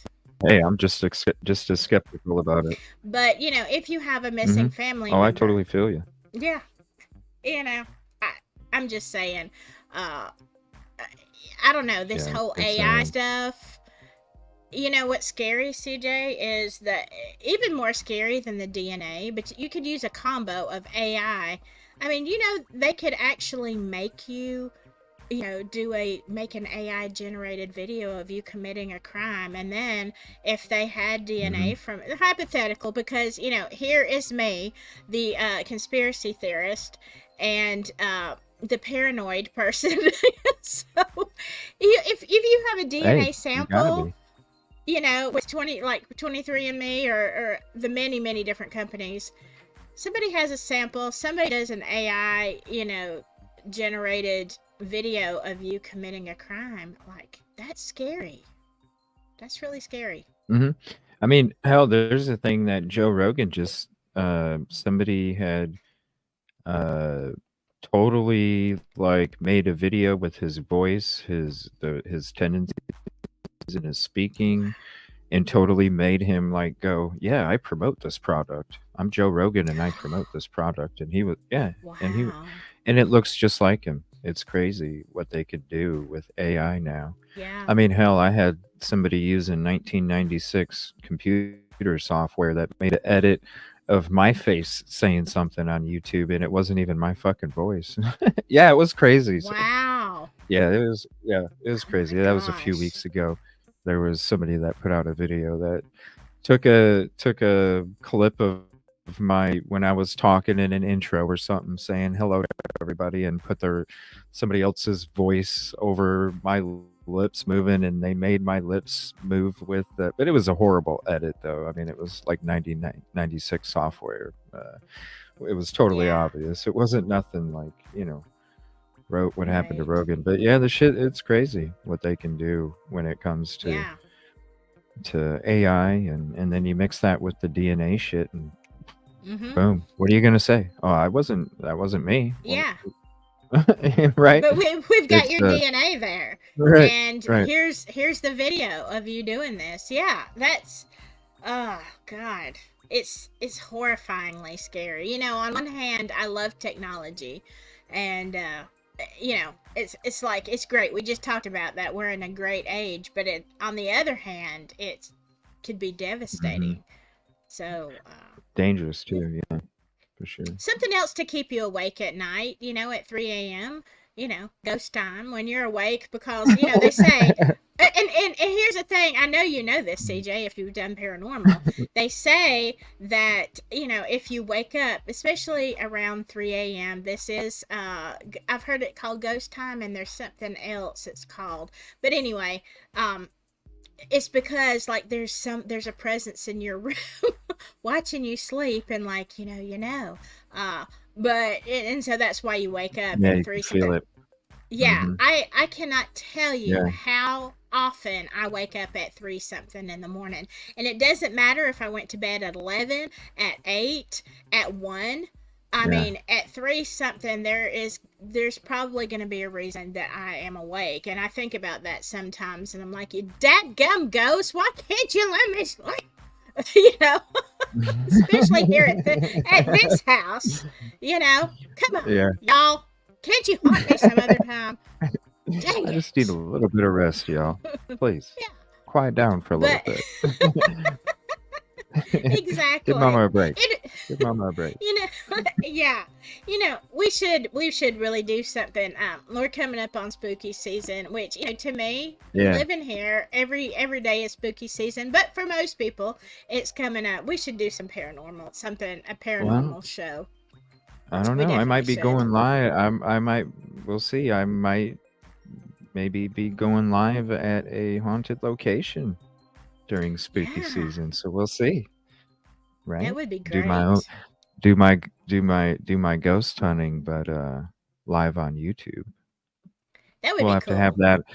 We'll have to have that over at the lounge, or maybe create another channel just for that, where I do my little ghost adventures. Because if I'm if I am gonna be traveling, I'm gonna be stopping at different places too, not just true crime cases, and I'm gonna be stopping at different places too. So Absolutely. it might it might be a thing where CJ's got a camera on his backpack and a flashlight, and we're exploring. So we'll see. Yeah. Be I interesting. just see you put a GoPro right here Something. across your head. Hey. Yeah. I'm about it. So we'll see Yeah. what happens for the future. But yeah, and I think this is why, back to Herb, and I know that was the subject. We follow bunny trails, but yeah, this whole That's us. That's us. That's the beautiful part of it. It's on the fly, and it's all natural. definitely It's all definitely natural. on the Yeah. definitely on the fly. But Herb, that's why I think there's so much information coming out. They're getting pretty desperate. Like I said earlier, if you didn't see it earlier, they have so many bones and nothing to do with them. I mean, come on, just the tagging and bagging and the space required for the police to keep up with this. Like, it's not like they can have a yard sale, okay? They've got to keep these bones. So they are desperately begging people, hey, if you have someone missing in the 80s or 90s, traveling through, maybe took a temporary job, I don't know, if you're not paranoid like me and CJ, do that DNA, reach out to them, call that number, do a DNA test, and see if maybe your relative was buried at Fox Hollow or elsewhere. So, I mean, it would be because I think that's how they're gonna be able to find they're gonna find it from these DNA family trees, Mm-hmm. and that's how they're gonna, because once you find a missing persons case, you know the name, you just Mm-hmm. need to know where the link is. And I think with other family members, doing that or have done it already, I think it's going to open up new books for a lot of these victims to finally be identified, and it's really going to help a lot of the families too, because like I said earlier, like with the stigma going on and how Mm-hmm. some of them probably to this day, feel like uh, some sort of guilt for not doing enough, but the stigma was pretty Yeah. strong back then. Yeah. And so it's one of those things where it's like, yeah, I kind of understand. So I do. I mean, I remember that time period, and I get it, and but I think now, and especially CJ, as people get older, the older you get, the less you care. Which is why a lot of times on my channel, when somebody is making a comment or, a threat or a just trolling, I'm like, I don't care. Like, I hmm seriously do not care. Don't harass my chat, my subscribers or my guests, but otherwise, the older you get, point man, is you really care less about what people think because, and hmm here's the reason: as you get older, the older you get, the more you realize how stupid people really are, uh, in general, and you're like, I let this dictate my life. When I was younger and I was concerned about what people are gonna say, hmm and you're yeah, older and you're like, they're just as dumb as I am. They've made a bunch of hmm boneheaded mistakes too, and yeah, I don't care anymore. And then you start yeah, thinking about your loved ones and the people, and you're like, what's more important? Not how people are gonna perceive them or me or the family or anything else, but finding rest and finding closure for these poor victims that met yeah. met their end there. I There's a mean, if reason. There's a reason. There's a reason, and whatever that reason is, there's a reason our souls were blessed to have the gift of life, right? yes, And there's a reason why we are here. Now, what that reason is, it's we could spend our whole life trying to figure it out, but there's a reason, and there's a mm-hmm, reason why we have voices that have always, how we were talking about when we were in schools. I had a loud voice, you had a loud voice. We had different voices, but they were both yeah, loud, even from back then. And so there's a reason why we are doing these shows, and there's a reason why we do cover these things, because we are those loud voices that can talk about these things. And especially for the people that feel that they can't. And, when it comes to a lot of this stuff, like, we could easily be talking about the manhunt. We could easily be talking about all these other things or whatever else. But, mm-hmm, we're also taking time, like 3.5 hours this morning, afternoon, talking about a case, just trying to put awareness out there, because the only reason we even brought it up in a previous live was because there was another video that came across that there was new remains being discovered, and it's like people don't know unless they talk about it. I would have never known about the case if Justice hadn't mentioned it in the beginning of the year.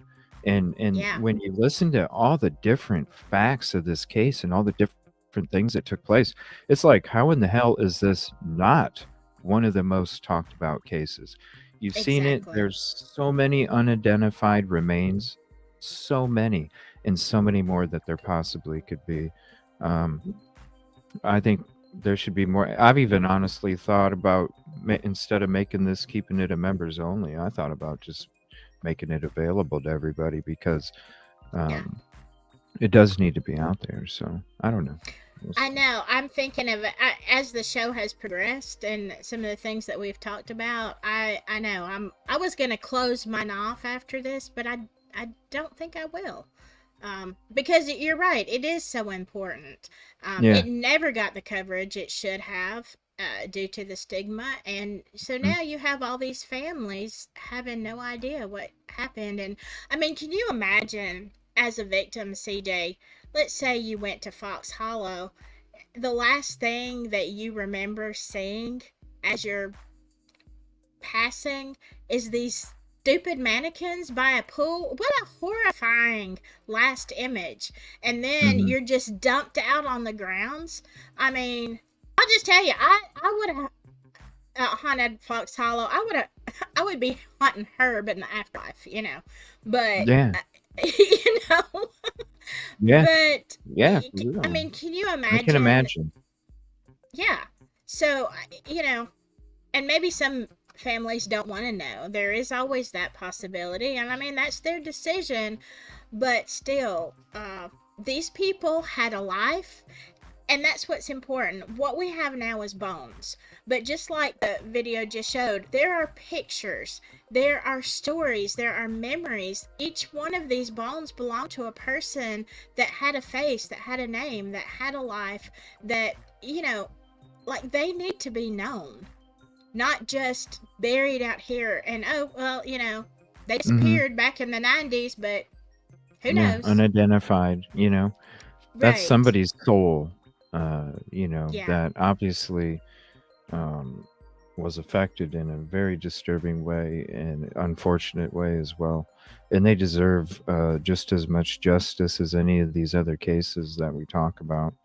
And that's what I'll do. I think I'm going to make this available to the public. So please, when it's these members only shows, they don't get a lot of love. So definitely, after I make a switch, maybe put a comment in the comment section or something, and then it might generate some interest and get some information out there. And maybe some of these loved ones that do have these missing family members, maybe it is something that they would want to do. Maybe they'll come across the show, they'll see us kind of talking about it, and maybe they'll be like, you know what, maybe, you know, regardless of all the other reasons, maybe why I shouldn't, maybe I should do this DNA thing because maybe it could be my contribution to the database that might make that link pop up and the remains become identified. So I think it'd be a great thing. So yeah, and then episode, you know, part 2 of this case, that'll be members only for sure. So I'm gonna go ahead and make this one public, and then from that point on, we'll just keep them members only for all the members. But this is such an informative, great episode from the WTVR or WRTV news channel. Great program that we got to see. Great conversation in the beginning, and I always love having you on. So I can't wait to do more shows together. I really appreciate you so much. I love when we go off topic. I'm not Yeah. sure that the audience always appreciates our humor, but I definitely get it's definitely entertaining to me anyway. But It is. It's natural. yeah. It's organic. You know, where are you gonna find it? Right? Yeah, yeah. So, Well, you I might- think that's yeah, true. You know, a lot of I watch a lot of, you know, lives and stuff, and you know, I appreciate panels who stick on topic and everything, but at the same Oh, yeah. time, it does become, in my opinion, sometimes it can become dry. So, you know, having a little humor thrown in there, a little paranoia, Yeah. you know, Yeah. it all works. You know, parts that are hard, and then we have a little bit of laughter in between and crack a couple jokes, and then we get right back Yeah. to it. You know, when we're driving down the highway, we sometimes hear the brrr, you know, because we're brrr going off the side, but we're always back in the 2 lines here. So, Eventually, yeah. thank you so much, Silky. I appreciate Oh, you. no problem. And I You can't too. wait to do another one. And thank you so much for taking your time. And thank you for your company today, and the community too. Thank you so much Yes. for a great show, and I'm just it's such a blessing to have all you guys be a part of the community and have you guys' support and belief, because that's what I need. I need the support and I need the belief, and I'll show you what I can do. when it comes to that. So yes, thank you, Silky. Appreciate it. Everybody, I'm not sure. I'm going to hang out in Discord for a little bit with the mods, and then I'm going to kind of go from there. I'm not sure if I'm going to be live at some point, whether it's today, later, in a bit, or tonight or something. I won't be going too late tonight. I'll probably be, if I do a show, it'll be a little earlier. So that way I'm not up all night because I'm going to have a long day tomorrow. So, but I will be back on at some point today. So thank you, Silky. Appreciate you. Thank you, community. Appreciate you so much. Can't wait for the next part when we talk about this. Definitely got to find the picture with the decorations because I do want to show that. And thank you, everybody. I really appreciate you. Thank you Silky, so much for having me, CJ. you're amazing. You're amazing. So Thank are you. you. All right. Oh, whatever. I'm going to Appreciate you. bow out, and y'all, my people, and CJ's people, y'all all just stay silky, okay? Stay silky.